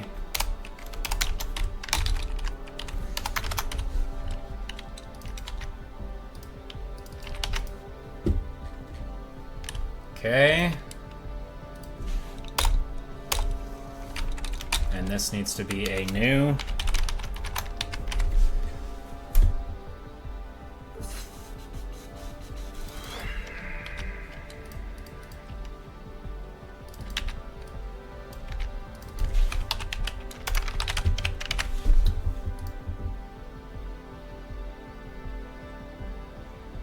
Actually, we can do it this way.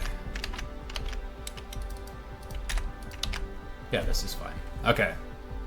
So, let's explain what we just did here. We've got our matrix position, which will tell us three things. The world position of a location, the chunk position within the world, and the local position. We'll set the block where the spawner's on to a tree immediately. Actually, let's set that down here. We're gonna loop through 10 high. We'll decide this later. Then we're gonna check all these positions and make sure they have a chunk and it is not in none or currently generating. So by that implication, it's either in an errored state or it has at least rendered once, so the data is in there. If all positions exist, then we will go through and set them from the world, and we will start with the chunk, and we will replace our spawn box with a tree so we don't run this function again because it's kind of demanding.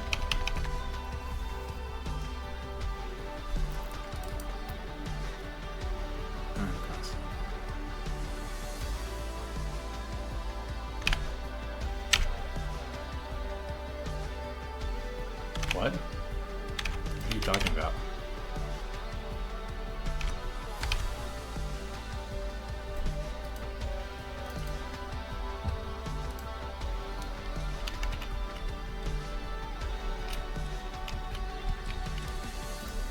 Okay, and we have some errors now.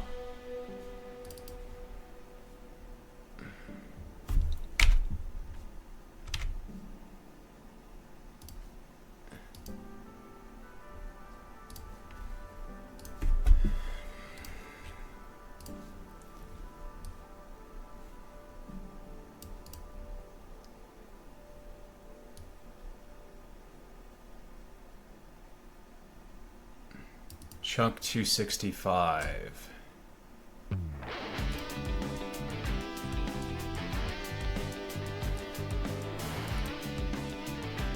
That's weird. How's that not correct?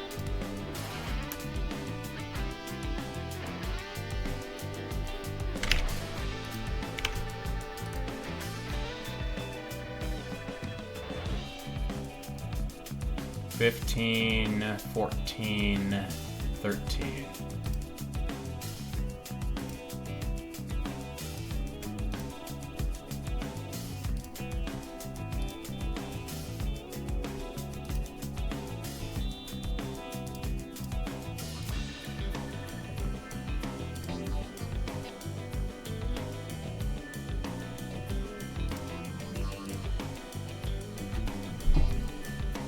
$21.14, huh? That's really strange.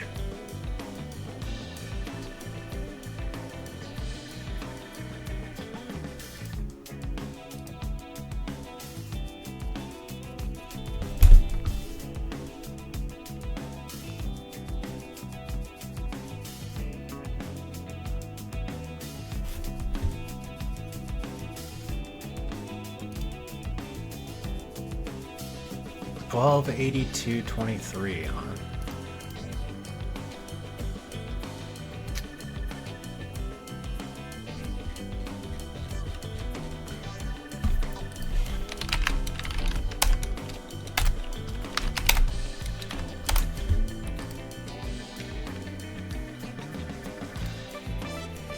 Okay, 32, 32, 32.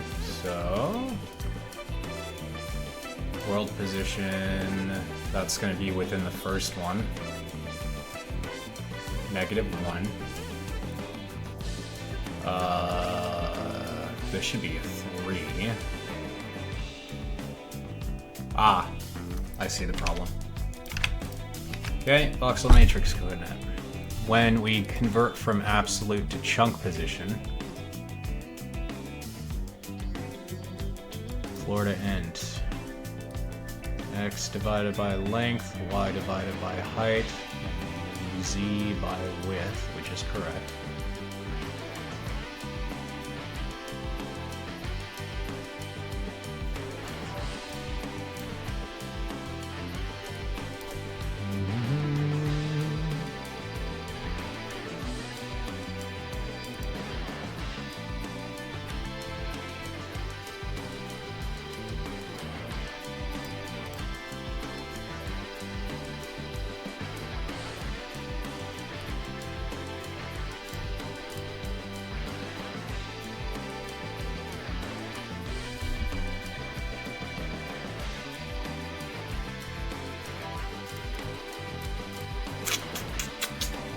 I am rounding it.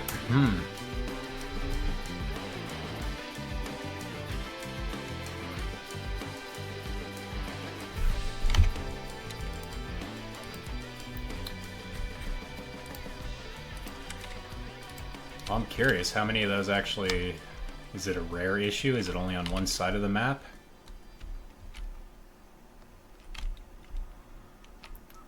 Why aren't these being set? Only did... Oh.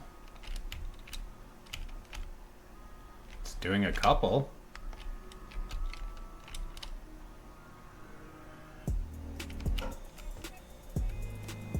Let's see, where's the pattern here?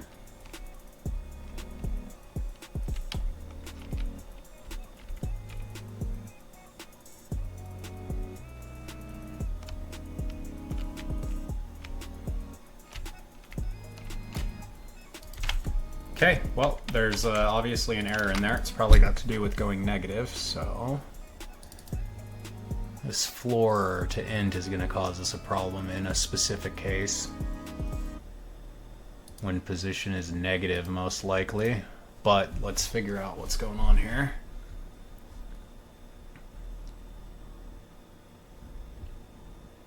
Because I could just take a guess, but I don't really want to.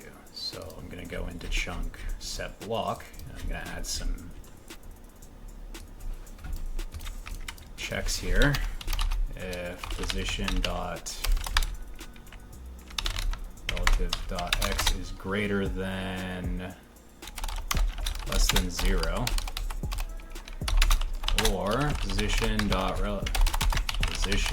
relative chunk position dot x is greater than this dot properties dot length minus 1.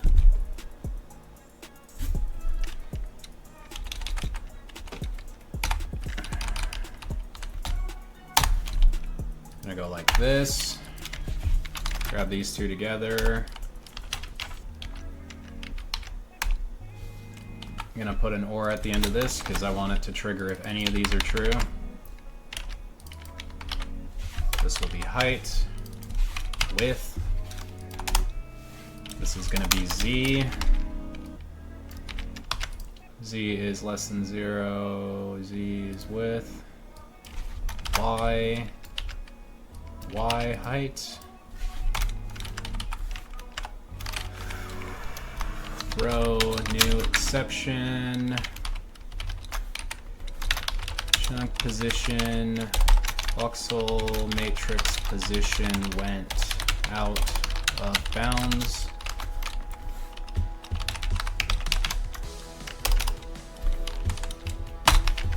We'll go in here and override the toString function.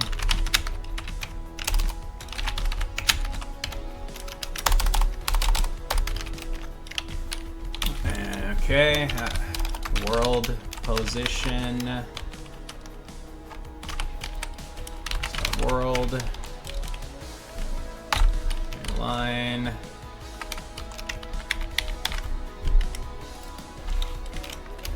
we don't need the at in here because I want the new lines. World position, chunk position, relative position, chunk, relative position, and then I'm just going to make sure that int3 has an override for toString, and it doesn't. toString,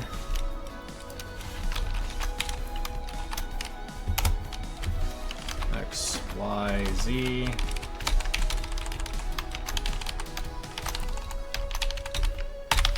So, okay.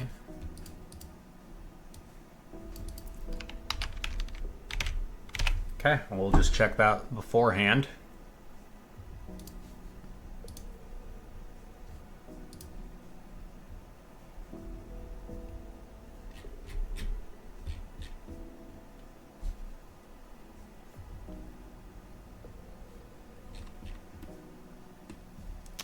Just go ahead and pause or stop this and let's see what's going on here. I'm just gonna grab the first one that failed, and we're gonna take this world position, and I'm gonna go into world, and right at the beginning here I'm gonna debug this.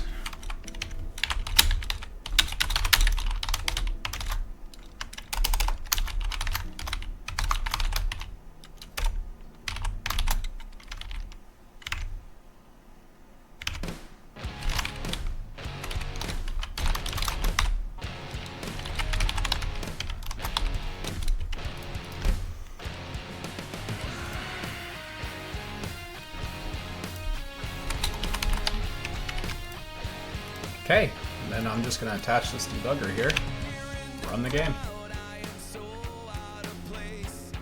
And I'm going to set in here.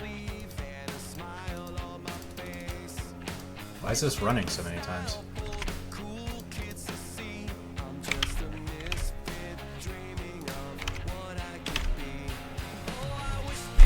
Okay, well there's probably a bug there.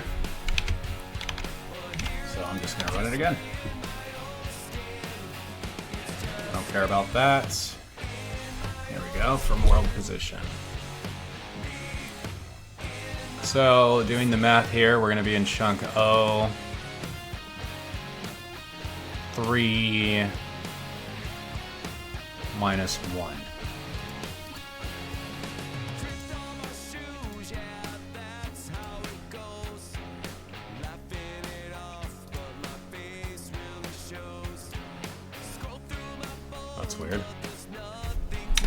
did that throw an error? Did Unity decide to wipe my shit while I was debugging?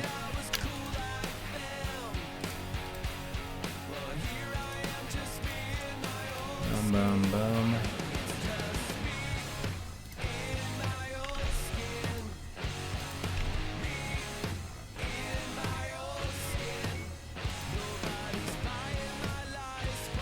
World settings is null, eh?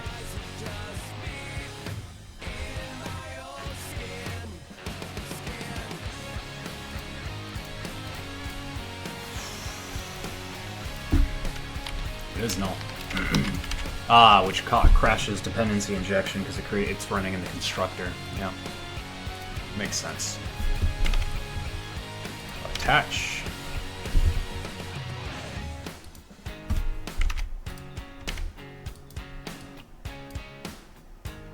Oh, not get disposed correctly.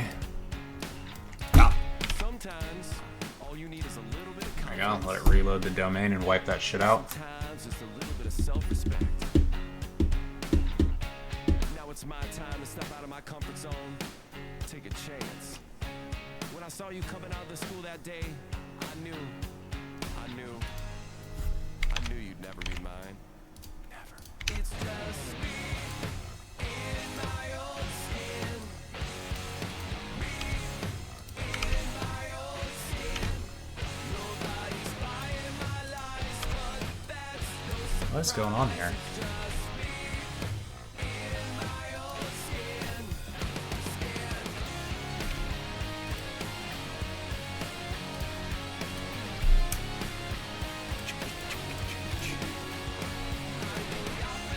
Okay, let's see what's going on here.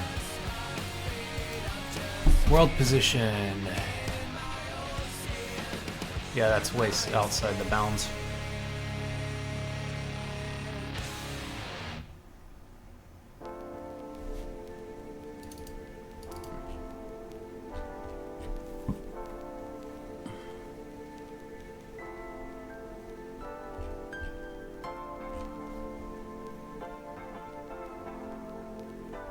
Alright, so this should go between 32, where we're inside that, and 64.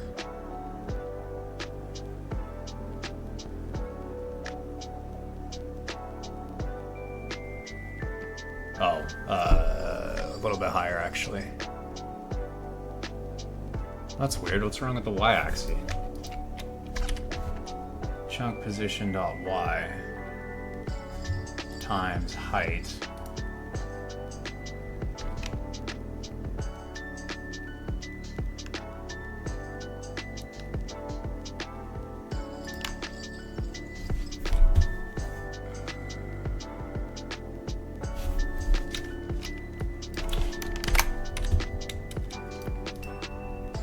Okay, well that would be our first problem.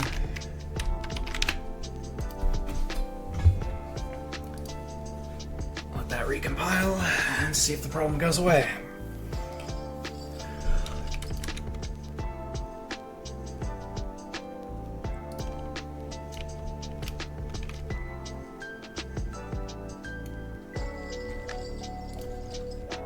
Okay, now that we fixed that first one, let's grab another.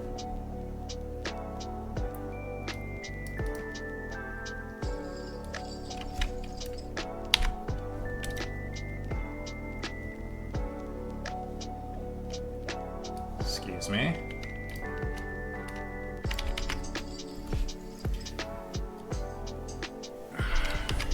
I definitely have an issue in negatives, so.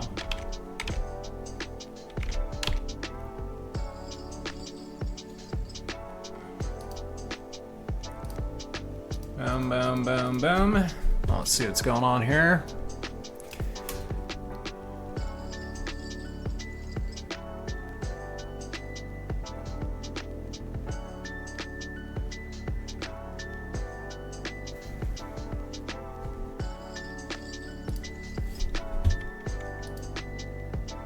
Disconnect this, detach that, turn that guy back on, run it again.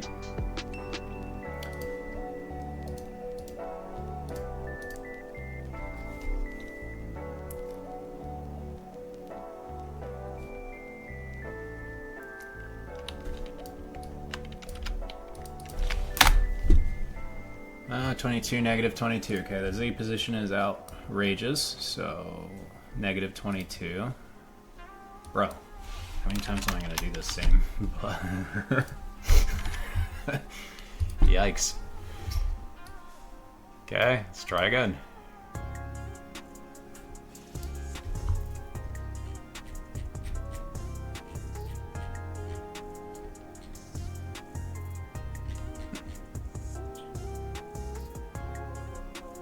I don't think it recompiled.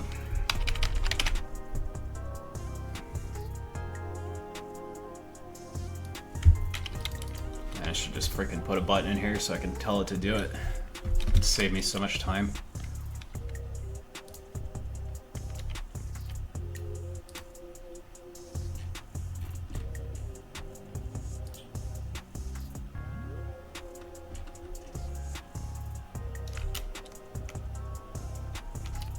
That's neat, it got 2 blocks up, huh?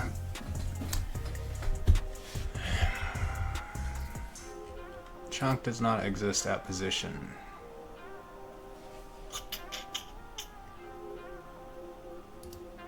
Negative 8. Still going negative, huh?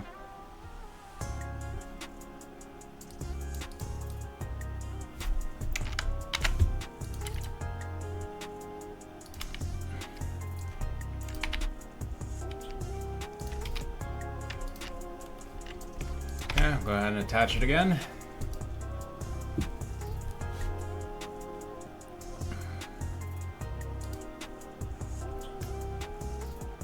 And then I'm gonna go in here and see what's going on.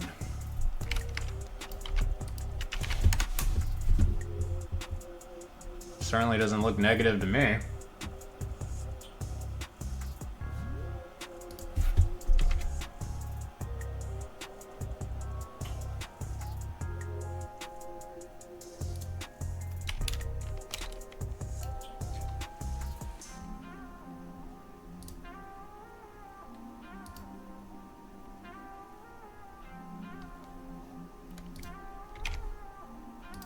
Well, it could be pulling it from a different one, so relative voxel. I guess I'll just go through this whole file and double check everything. X length, Y height, Z width.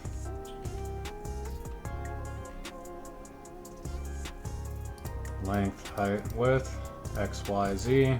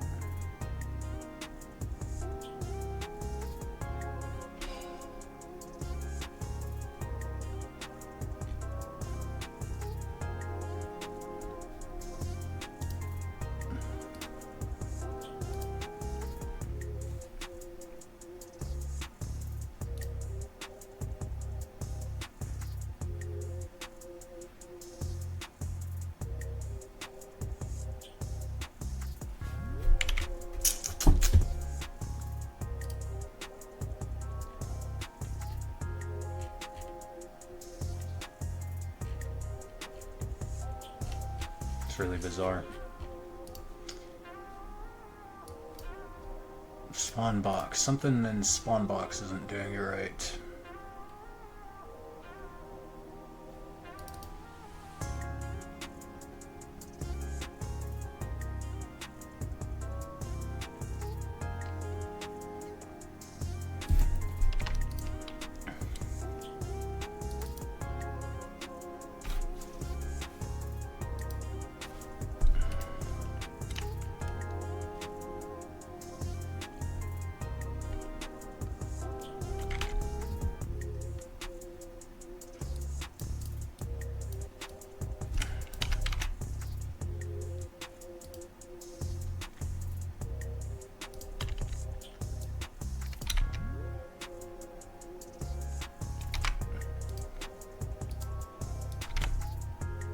Interesting.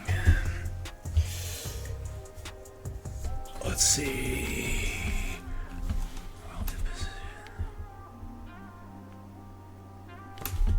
Voxel matrix position went out of bounds. That didn't go out of bounds.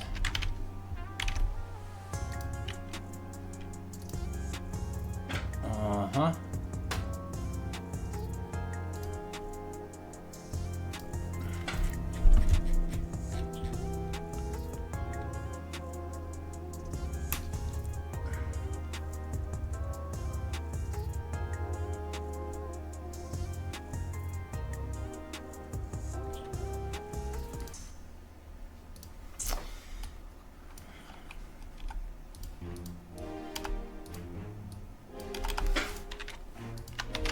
Okay, there's the first problem. Except this one. Okay, here we go. Let's try that now.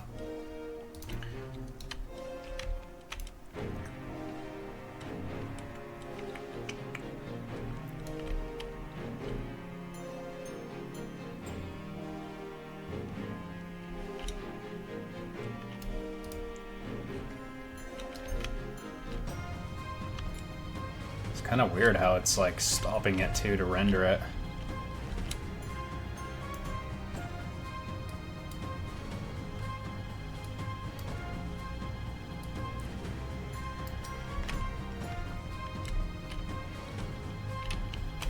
Okay, well first, chunk does not exist at the coordinate, which is kind of weird.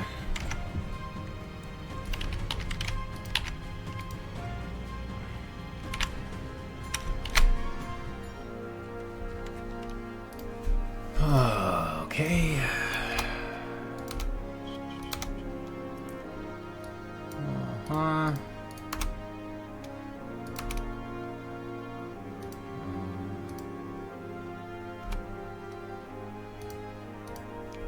Spawn box 56 calls world. Spawn box 56 set block. Somehow this doesn't exist down here, but it exists up there.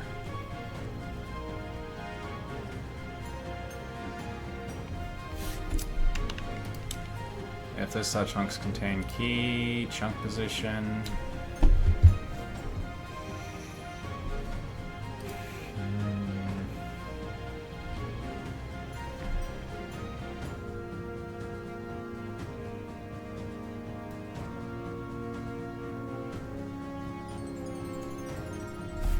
Yet.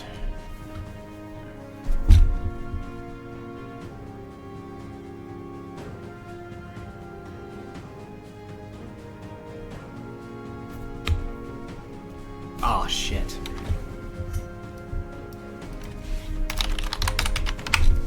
Okay, return that before we throw the error.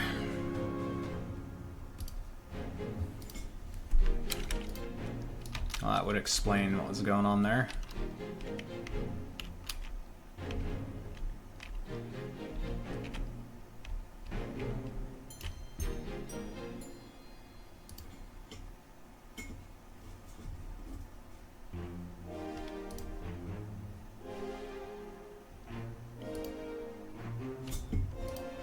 I was trying to run try get chunk when there's no chunks.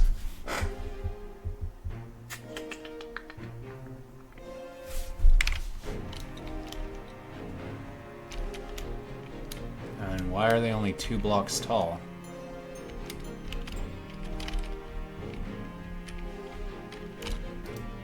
Alright, one thing at a time. Spawn box.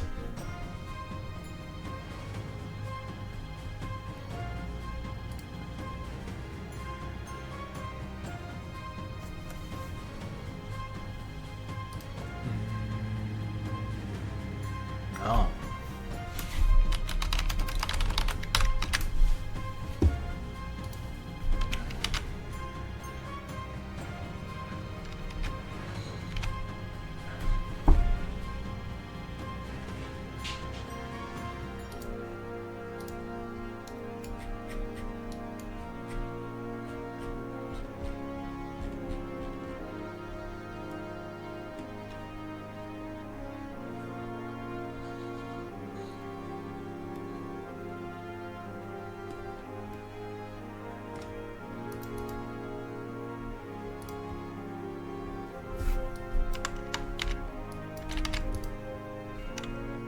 Okay.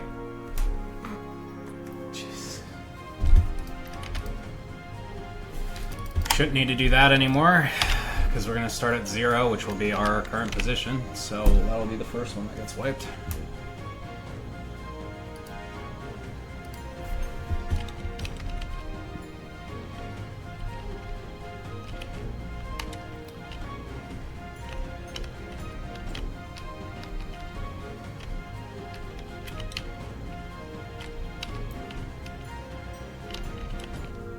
Okay, now that we have this structure, it can be pretty simple here.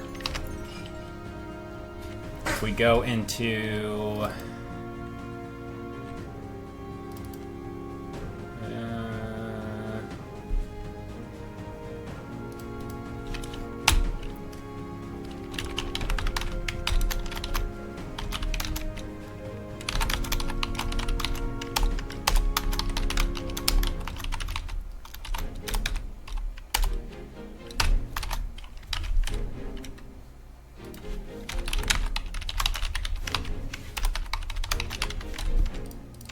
now we can give this in here, and when we get this guy here, this integer, tree size will be x, and the guy who references here, the noise generator,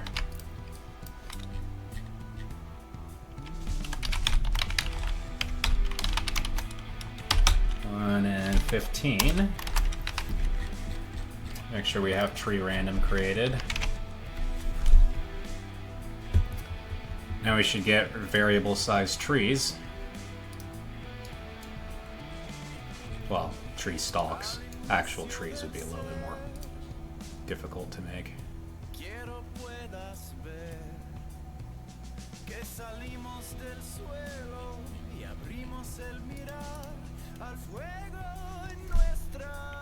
Okay, go into the log. Close this shit. Go back in here.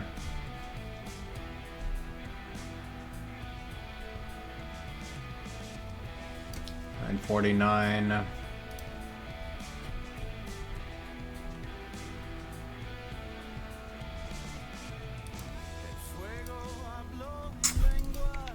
I see. We'll make sure this array is the same size as tree size.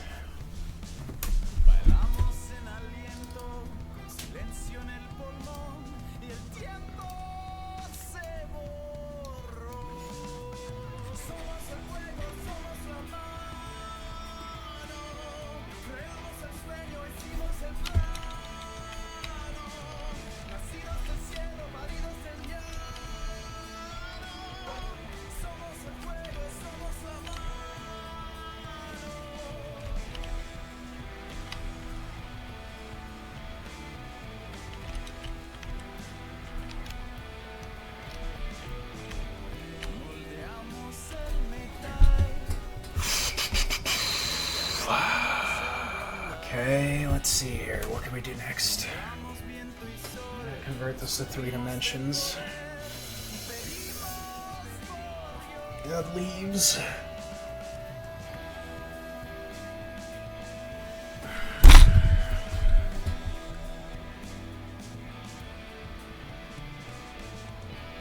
Yeah, let's just make a clipboard. Alright, so clipboard is basically going to be just a chunk of data that we can use. There we go. Public class Voxel clipboard length, width, height.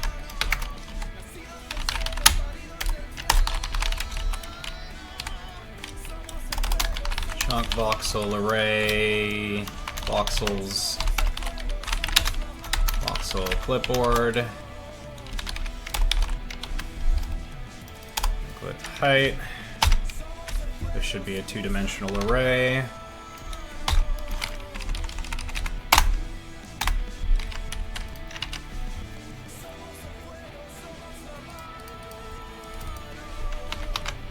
Now in our spawn box, let's do case Voxel clipboard. Return this dot spawn clipboard, and we need to get the clipboard, so we'll do voxel dot metadata dot get metadata voxel clipboard clipboard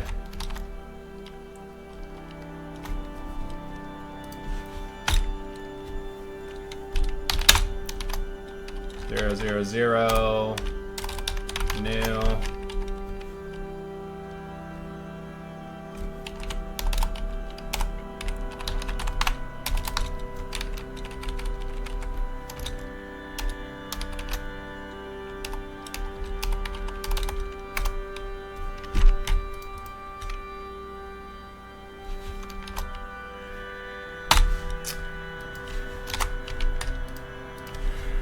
this function, and we're basically just going to steal everything from here. So we'll want these chunks of code. Create this function.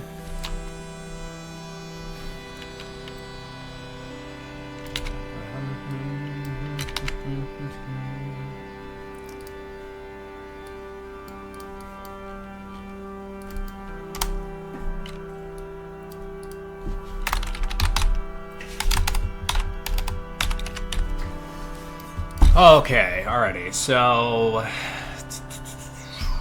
first we get the current position, and then everything in the clipboard will be dependent from there.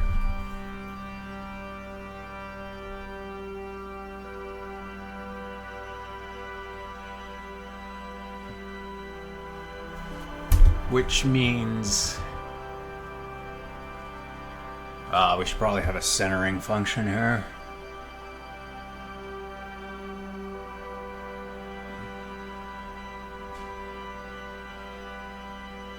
Oh, we're not going to worry about that right now.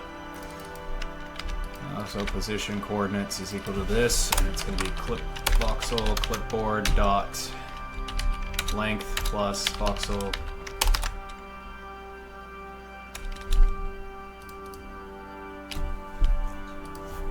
You know what? We'll just do it like this. So clipboard dot height, voxel clipboard width. 4 int x, lx, cx is less than voxel clipboard dot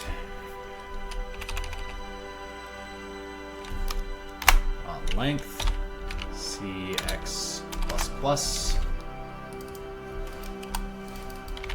So length, height, width.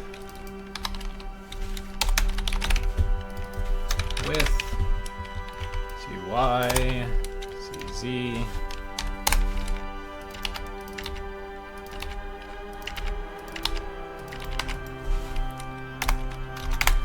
then we're gonna just copy this code.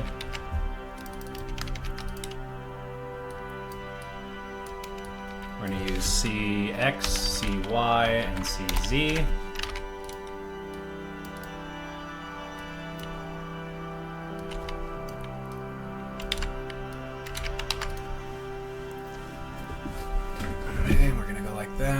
And then if everything is correct, we will loop this array one more time. Basically, we're just seeing if the world is free to take the clipboard.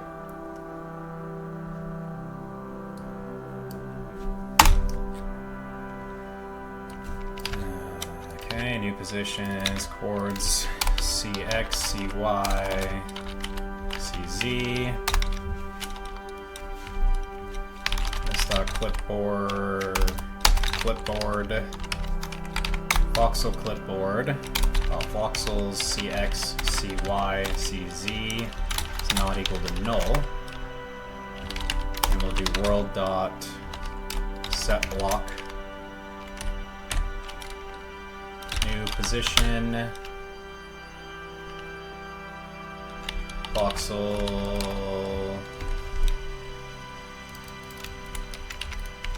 our voxel is that, and we'll do a dot clone on that because I don't want the metadata being erased or overwritten, so that's going to be rather simple. I'm just going to return a new this dot voxel and this dot metadata dot to dictionary alt metadata dot clone, and then in metadata we will clone it, turn new metadata,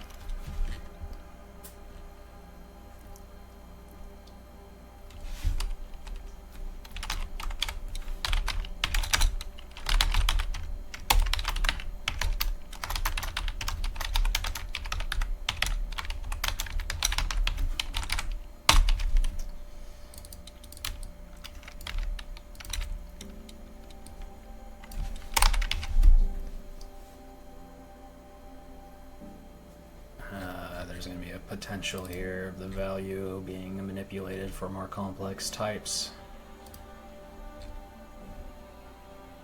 but not really too big of a deal right now.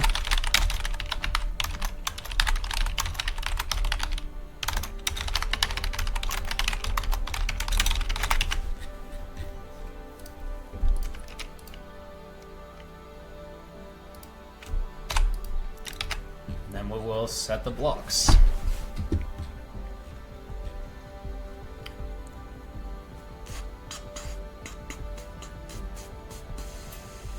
And we're going to create a function, spawn tree 2. And we're going to try and use this voxel clipboard type.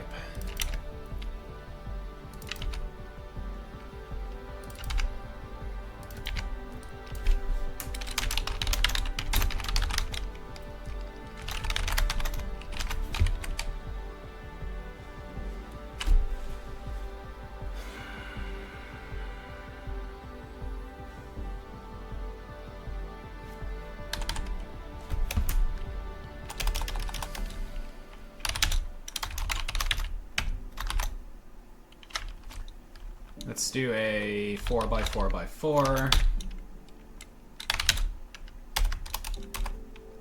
and 4x4x4. Null, null, null. This is where we're going to basically do our three-dimensional coding.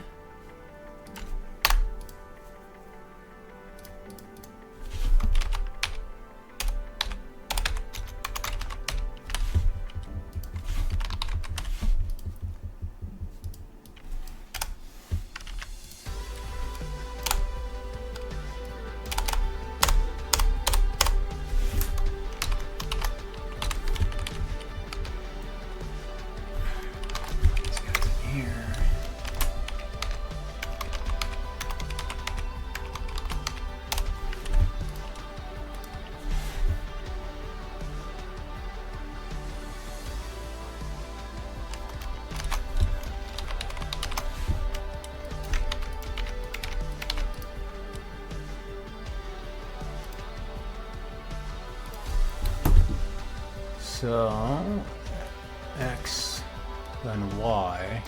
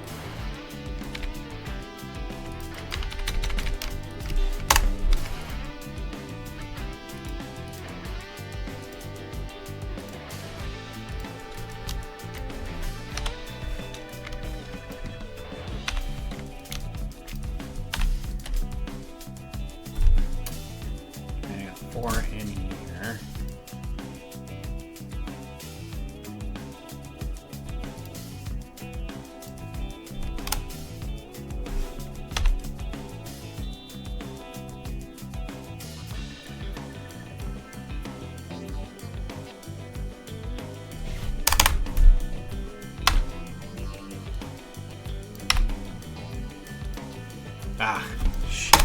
Alright. I gotta find a better way to do this.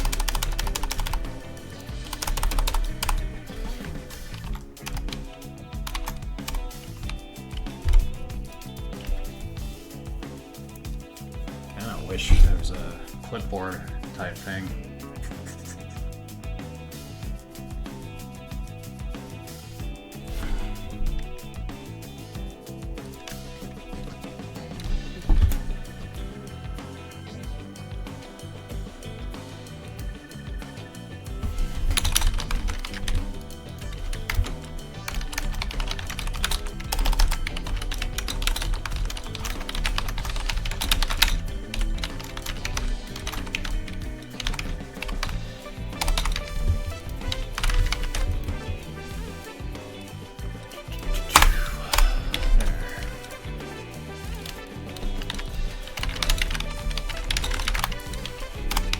Okay, then we'll set the clipboard here.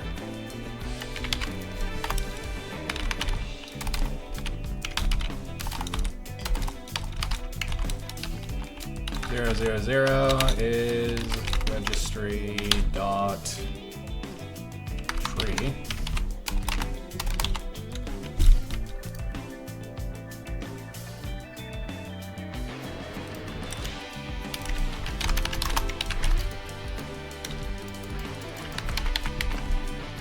One, two, three. That's the full size of our array.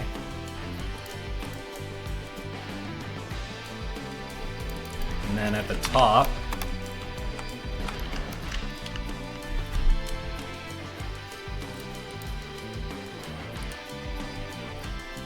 actually, you know what? Let's do 2, 2, 2. 202.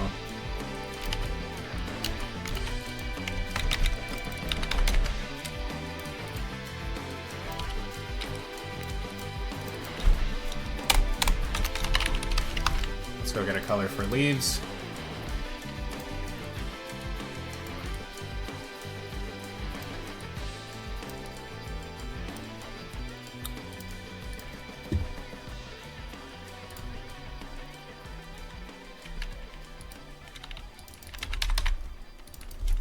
Leaves. Leaves.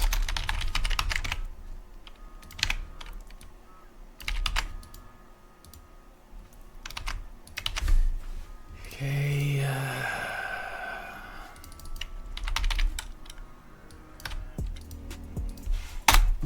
Oh, 1, 2, 3, 2.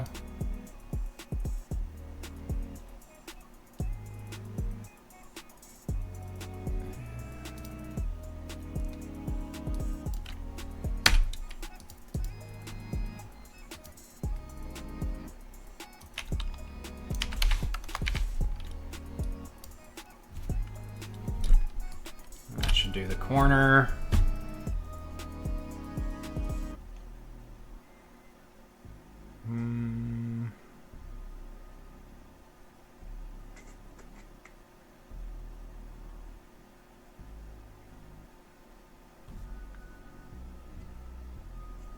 Okay.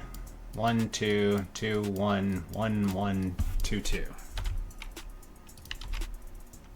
Actually, 2, 3, 2 is the tree position.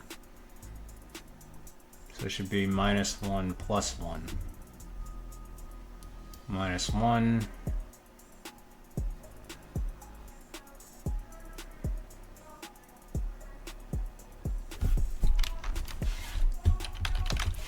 Okay.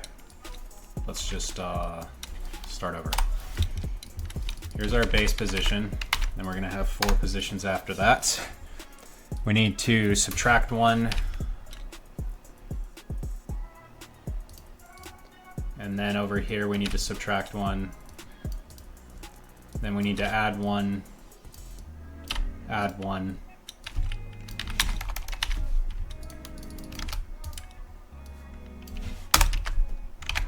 I think that'll do it. Alright, let's see what happens.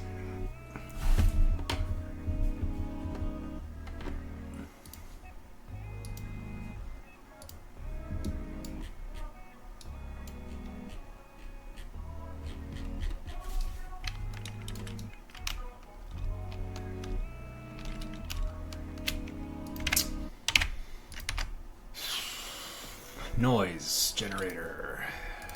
Spawn tree 2.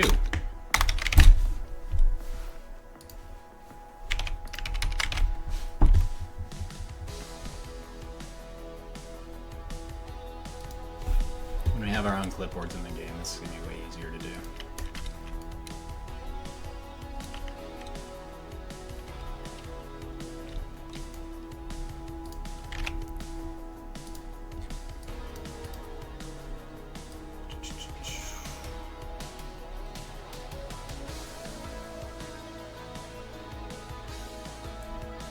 Box Voxel 52, eh? One box 52. Clipboard.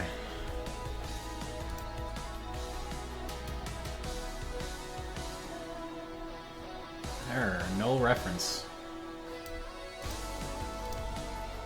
No reference. At Chunk Voxel 41. Chunk Voxel.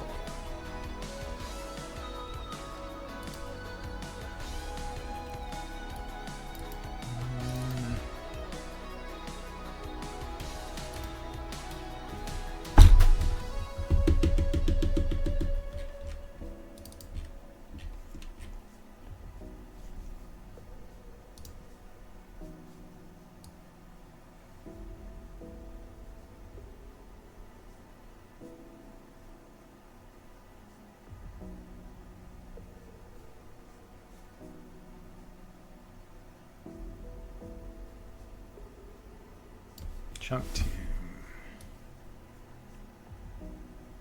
Chunk Voxel 41.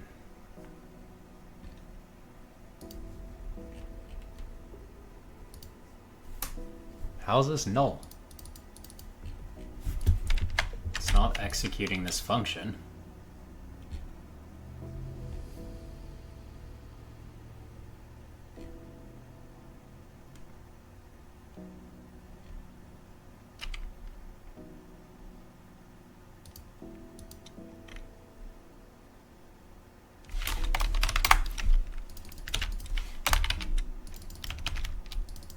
Okay, because it was null.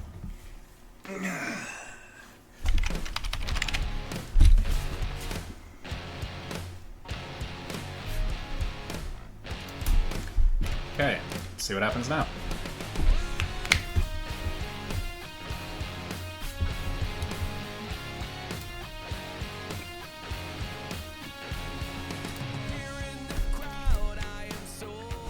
Chunk 244.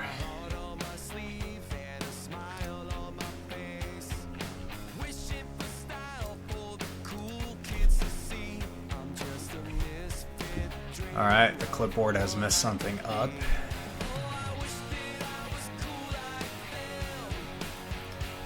There should always be a voxel.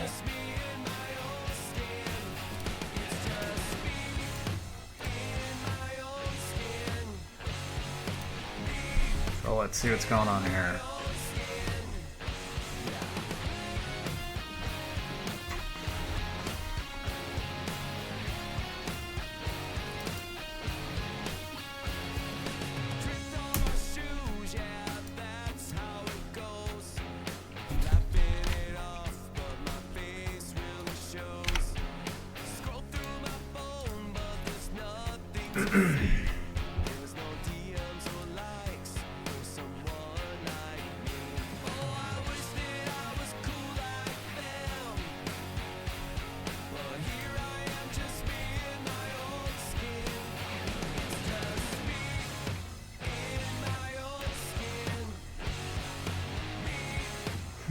How is that possible?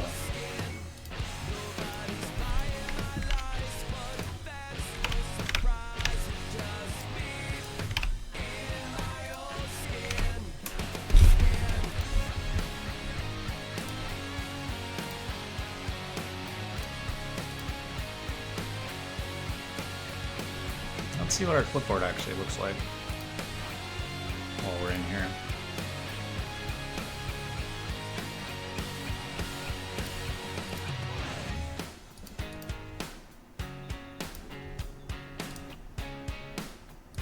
What's this do?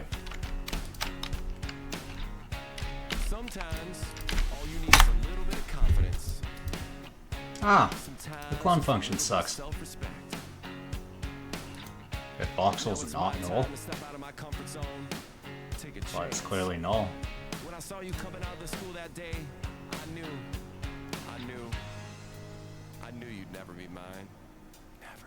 It's just me in my own skin. Me in my own skin. Nobody's buying my lies, but that's 1, 3, 2. No, what the hell?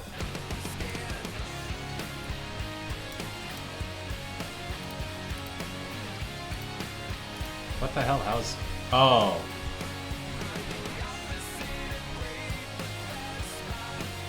Ah, I see. What's wrong with registry? 131, is that what I said? It's probably 231. Let's see what's going on here. Leaves. Should we create that? I'm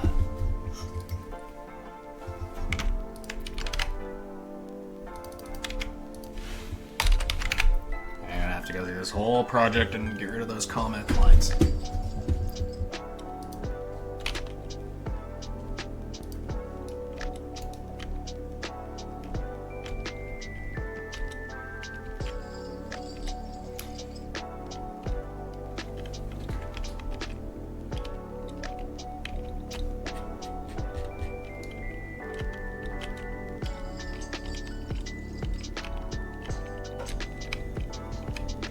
That's weird. How's it floating off the edge there? Should only be able to spawn on top of dirt or grass. Also, why aren't some of these generating?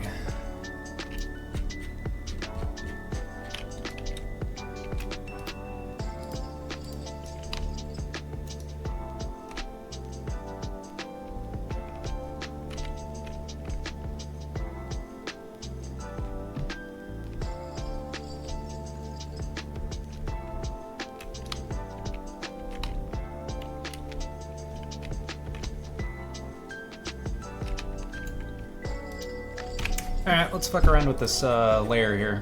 I don't really like how this is working, so it's kind of messing my thing up and I need it to be consistent.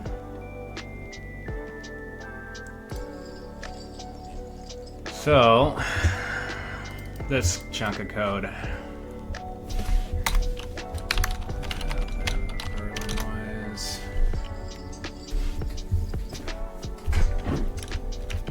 Through X position.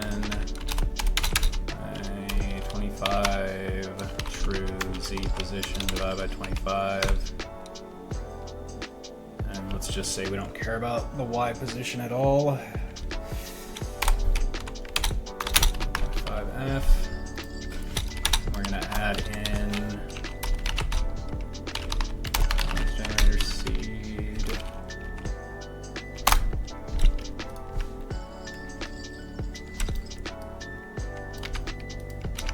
Random seed divided by 2.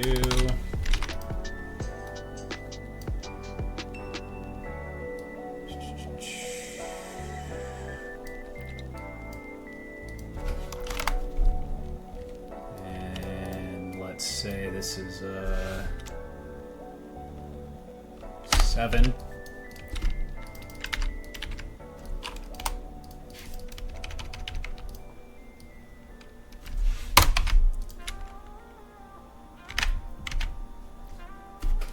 See if we can get more Perlin noise-based tree laying out. But more importantly, get it so every block that turns into a tree each time I run the game will continue to be one.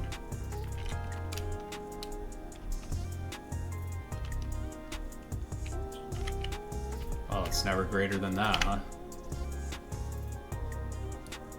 And 25.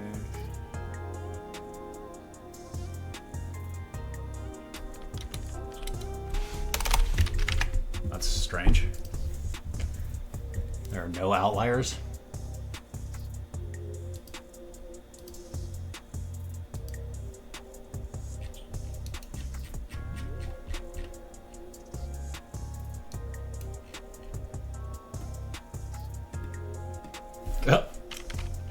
that's freaking sick.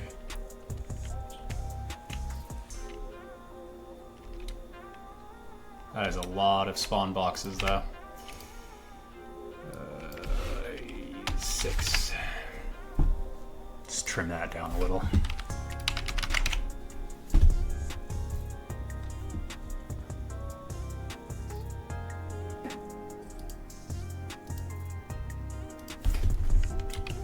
Then we get to go see why some of these spawn boxes aren't spawning. There we go, this is much better. Okay, now what I really want to happen here, this block. Let's see, this is gonna be 10, 9, ooh, everything's off by 1, by half, that sucks. I'm gonna have to fix that.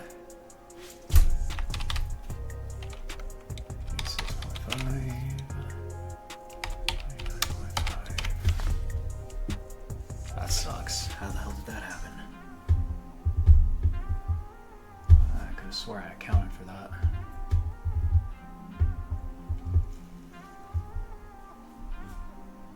Oh well, that is a problem for later. I'm gonna copy these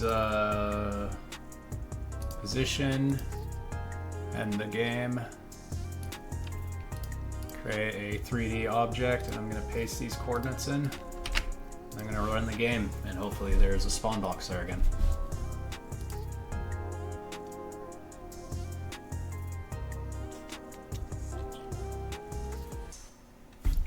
Sick.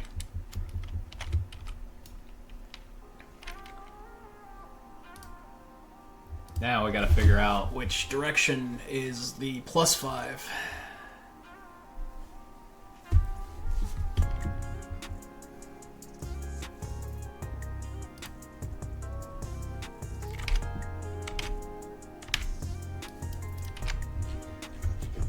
And spawn box.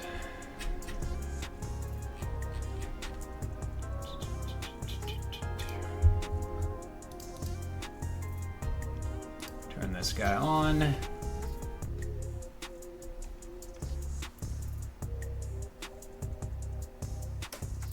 To 2930. Well, I mean, basically anything in here is having a problem. But I'm really concerned about the chunks closer to the center that aren't spawning.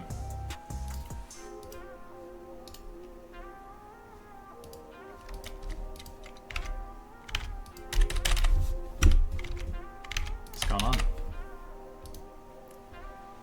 Oh, neat.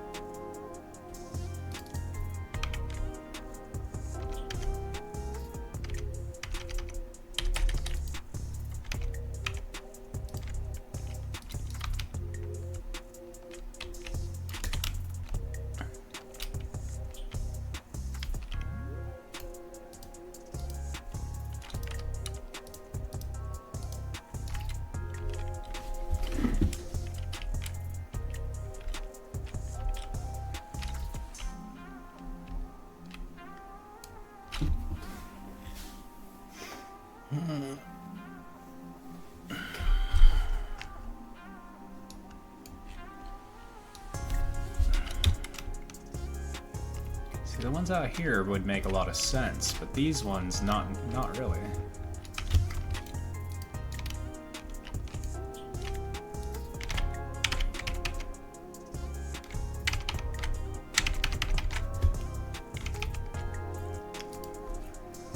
Well, first things first. Before we can do any raycasting, we gotta get that fixed.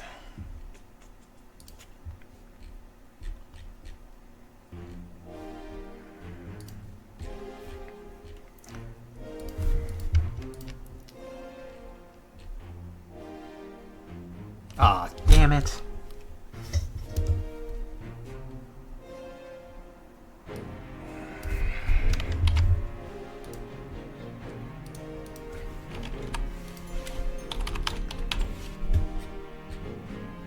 Dude, only within my selection.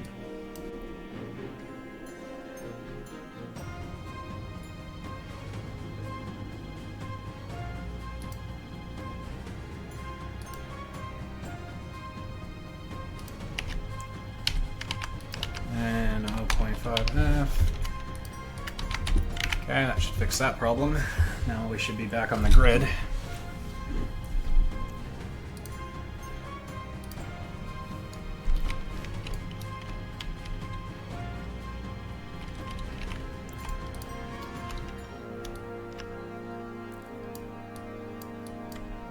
Now if we go over here, 986 minus 30. Okay, now we actually know the block's value. 986 negative 30. So theoretically, if my thing is working correctly, that was PL.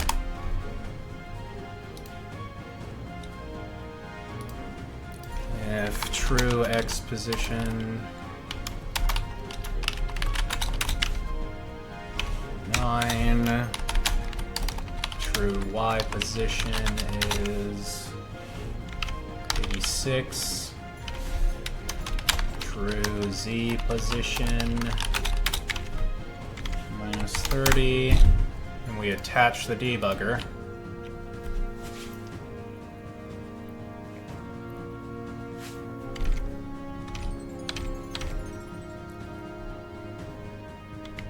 Nine 8630. Shit, it actually worked. Okay, let's see what's going on in here.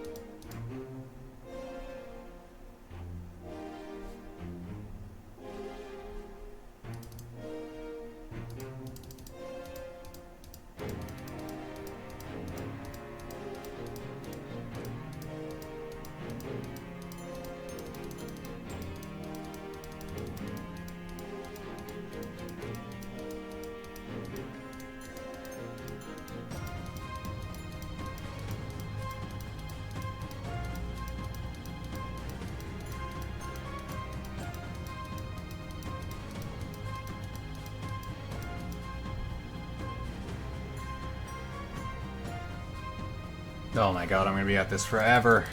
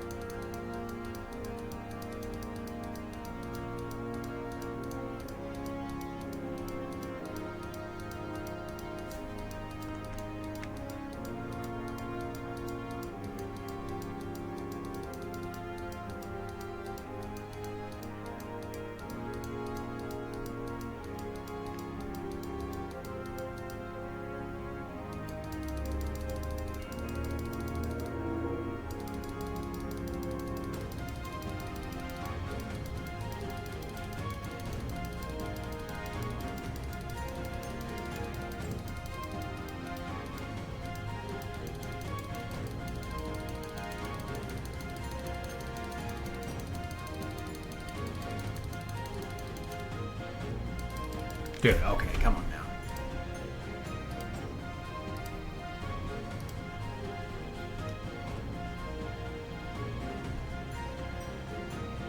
Nine 86 minus 30, 986 minus 30.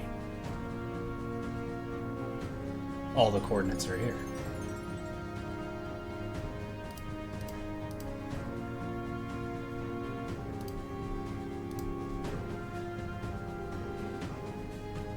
There's something wrong with the clipboard?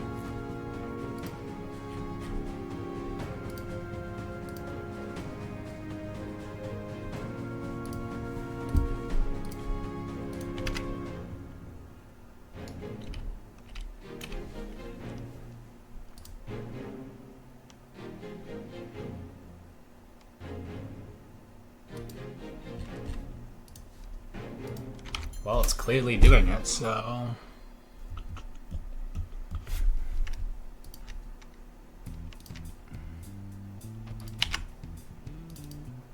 Are they in deadlocks?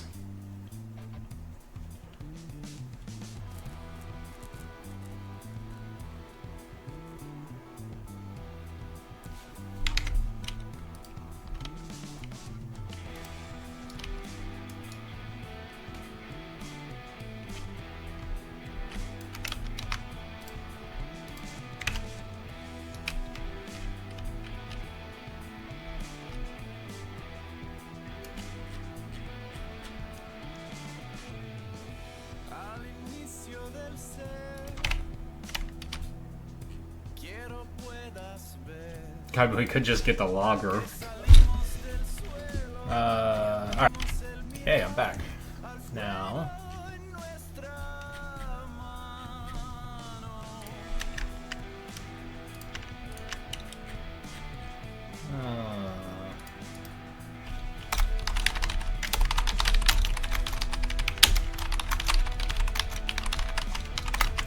I'll just point the file logger here and we'll use Voxel clipboard for the key.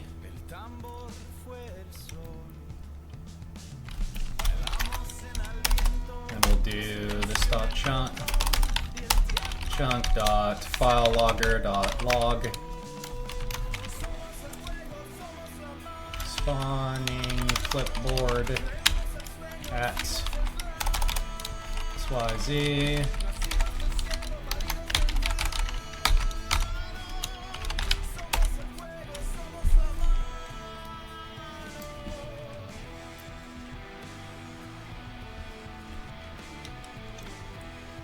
I don't have the true X, Y, and Z position here. I'm gonna need those.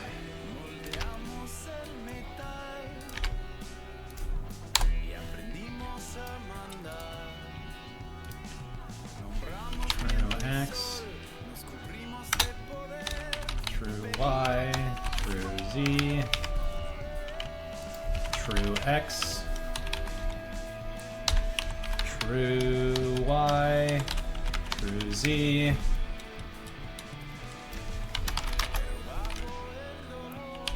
And then it will be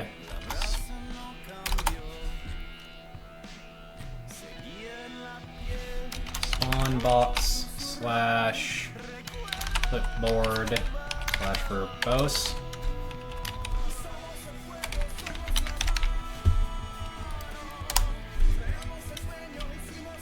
Or like that.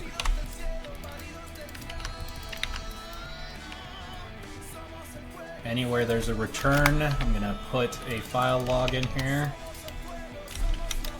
Clipboard blocked due to chunk not generated.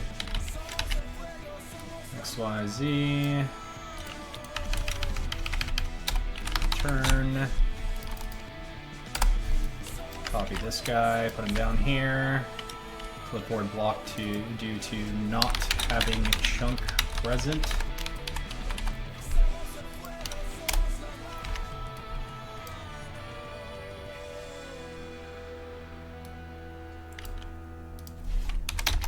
Put dollar signs on these guys.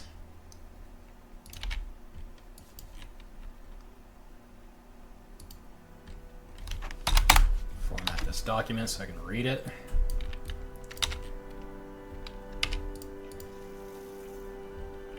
And then finally, all clear, setting blocks for, and voxel clipboard pasted. Setting voxels.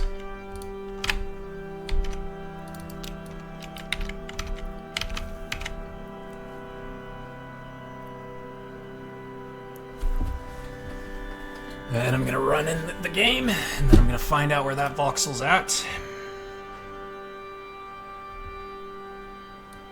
Should be right here. So 9, 85, negative 30, 86. I'm gonna write me a note here.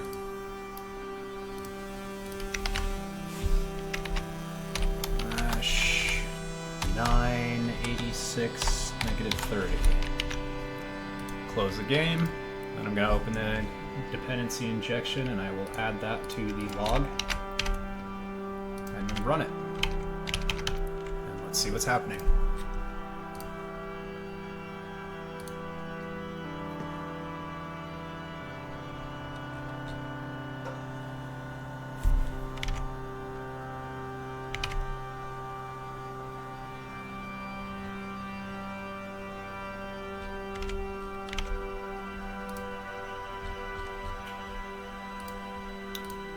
Okay, and I'm going to see what's going on in here now.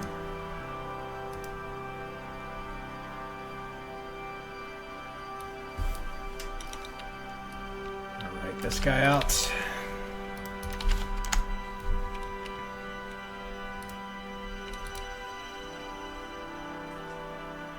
No, not supported, huh?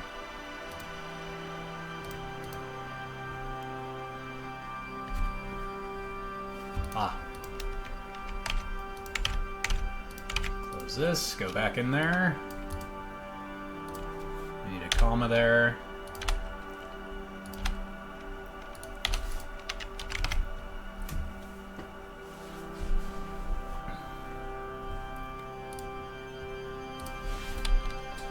Nine comma 86 comma negative 30.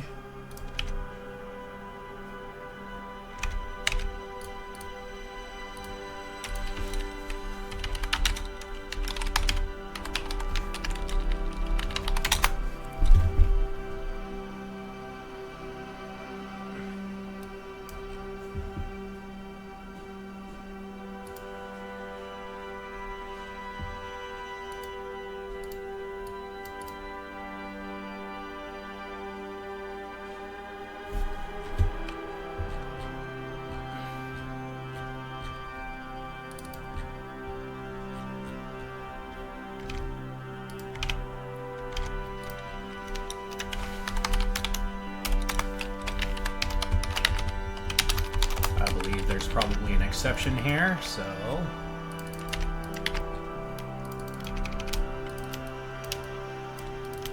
this will be exception in spawn box. Spawn box slash exception.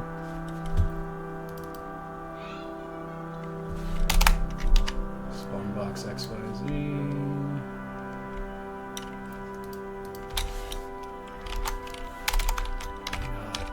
Message.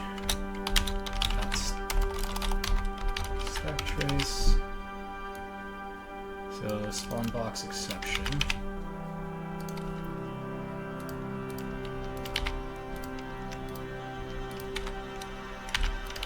And spawn box at that location.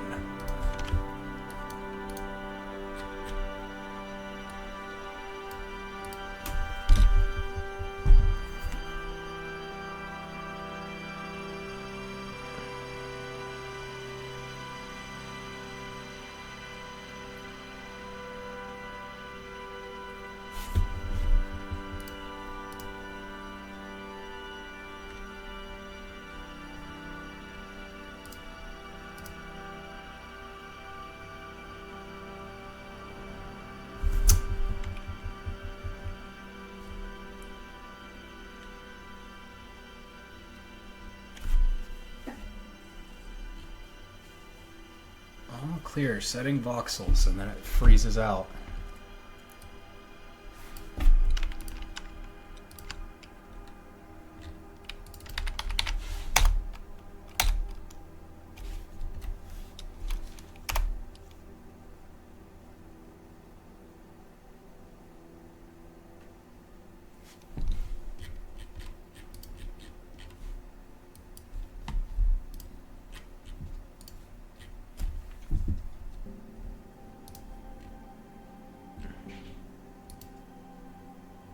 That is weird. Why does it never get to here?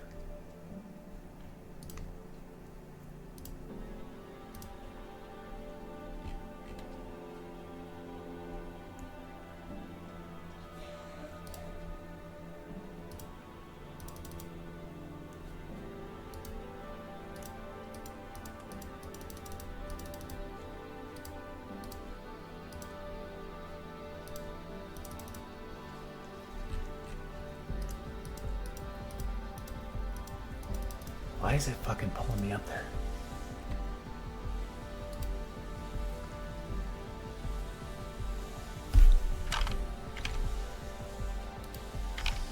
Fuck. Fucking domain reloading.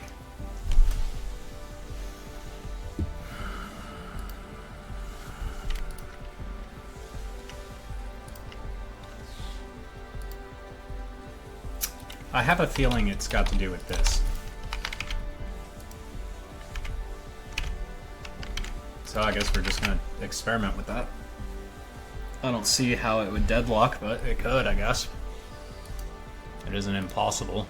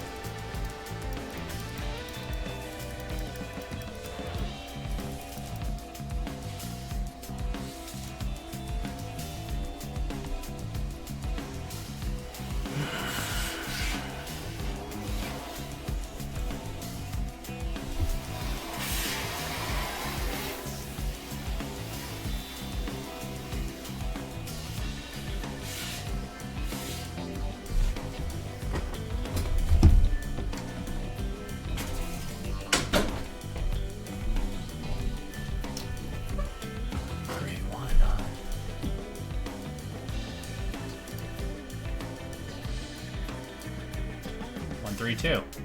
This one. Oh.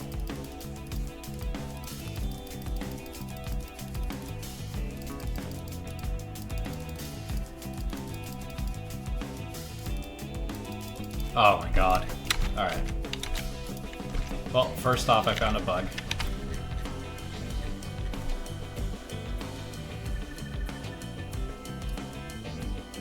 Oh, no, I didn't.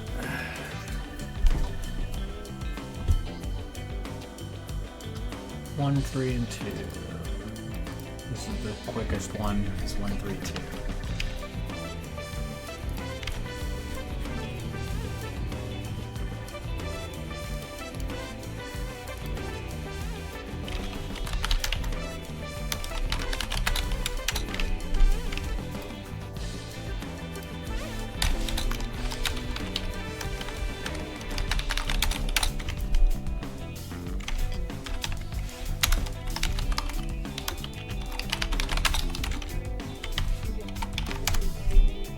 Put a conditional breakpoint there. Run the game.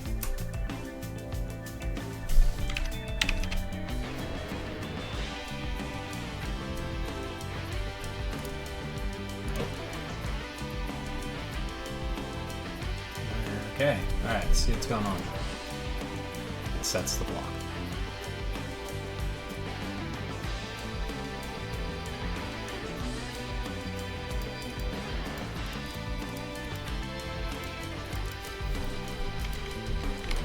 Oh, there's nothing wrong with this code.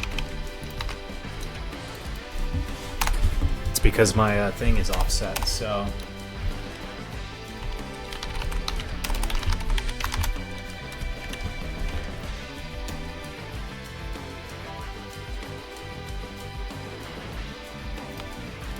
we need to...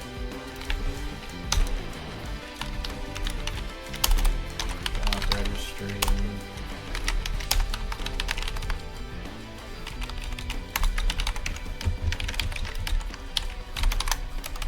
It's not actually centering the structure, so you just set that to air.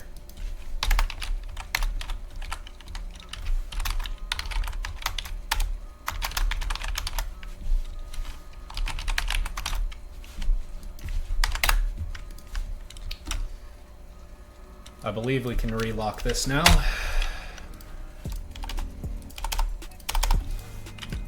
We'll do the same chunk of code here. Voxel. This will be a get voxel.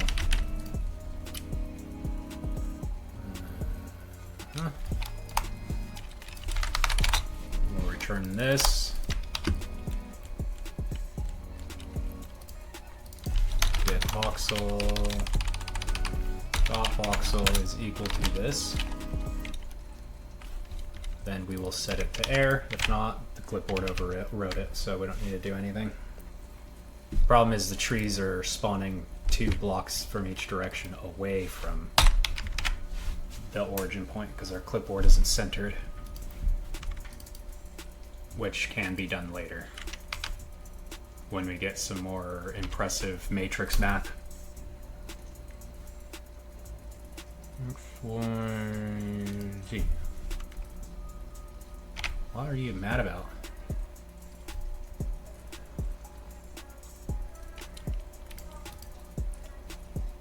Okay, that should fix that.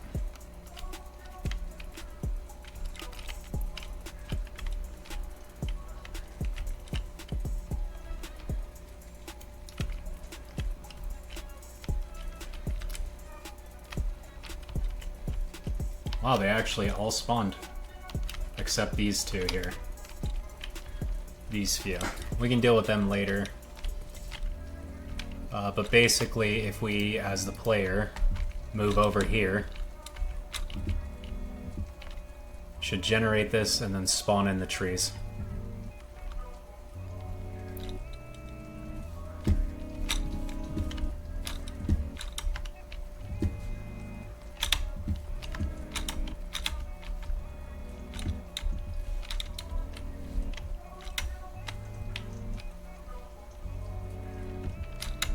I think additionally we could run these spawn boxes and then spawn the structures.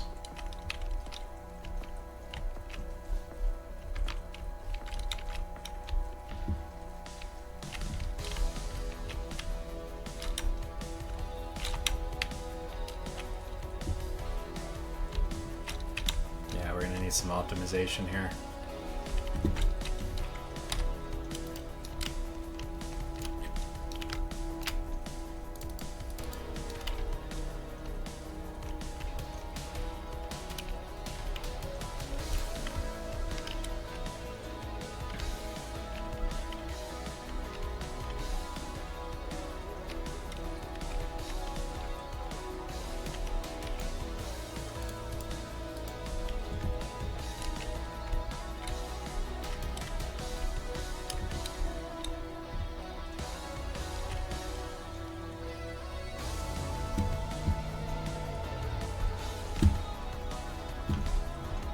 We can actually make those spawn boxes transparent as well, which will help with the illusion a bit.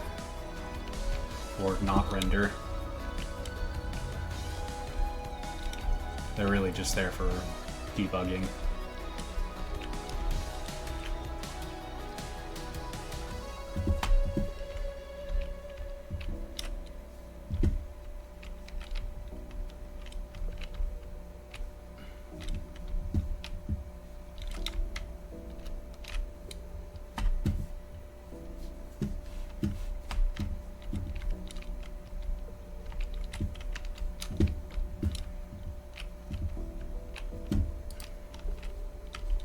But if we stay within this area, it runs pretty good. Okay, I think next time we're going to get to allowing the player to modify the world. Saving these generations to disk.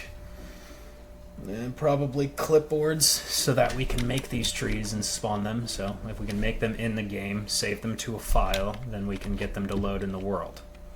Then we'll want to center them on the spawn box. To do that, we're going to need some matrix math. We'll basically have to find the center point inside the clipboard, but not always, because it's not always going to be in the center. Only for like large structures where the spawn box is at the bottom. So perhaps we'll put a spawn box or some sort of key within the or specify a position to start from.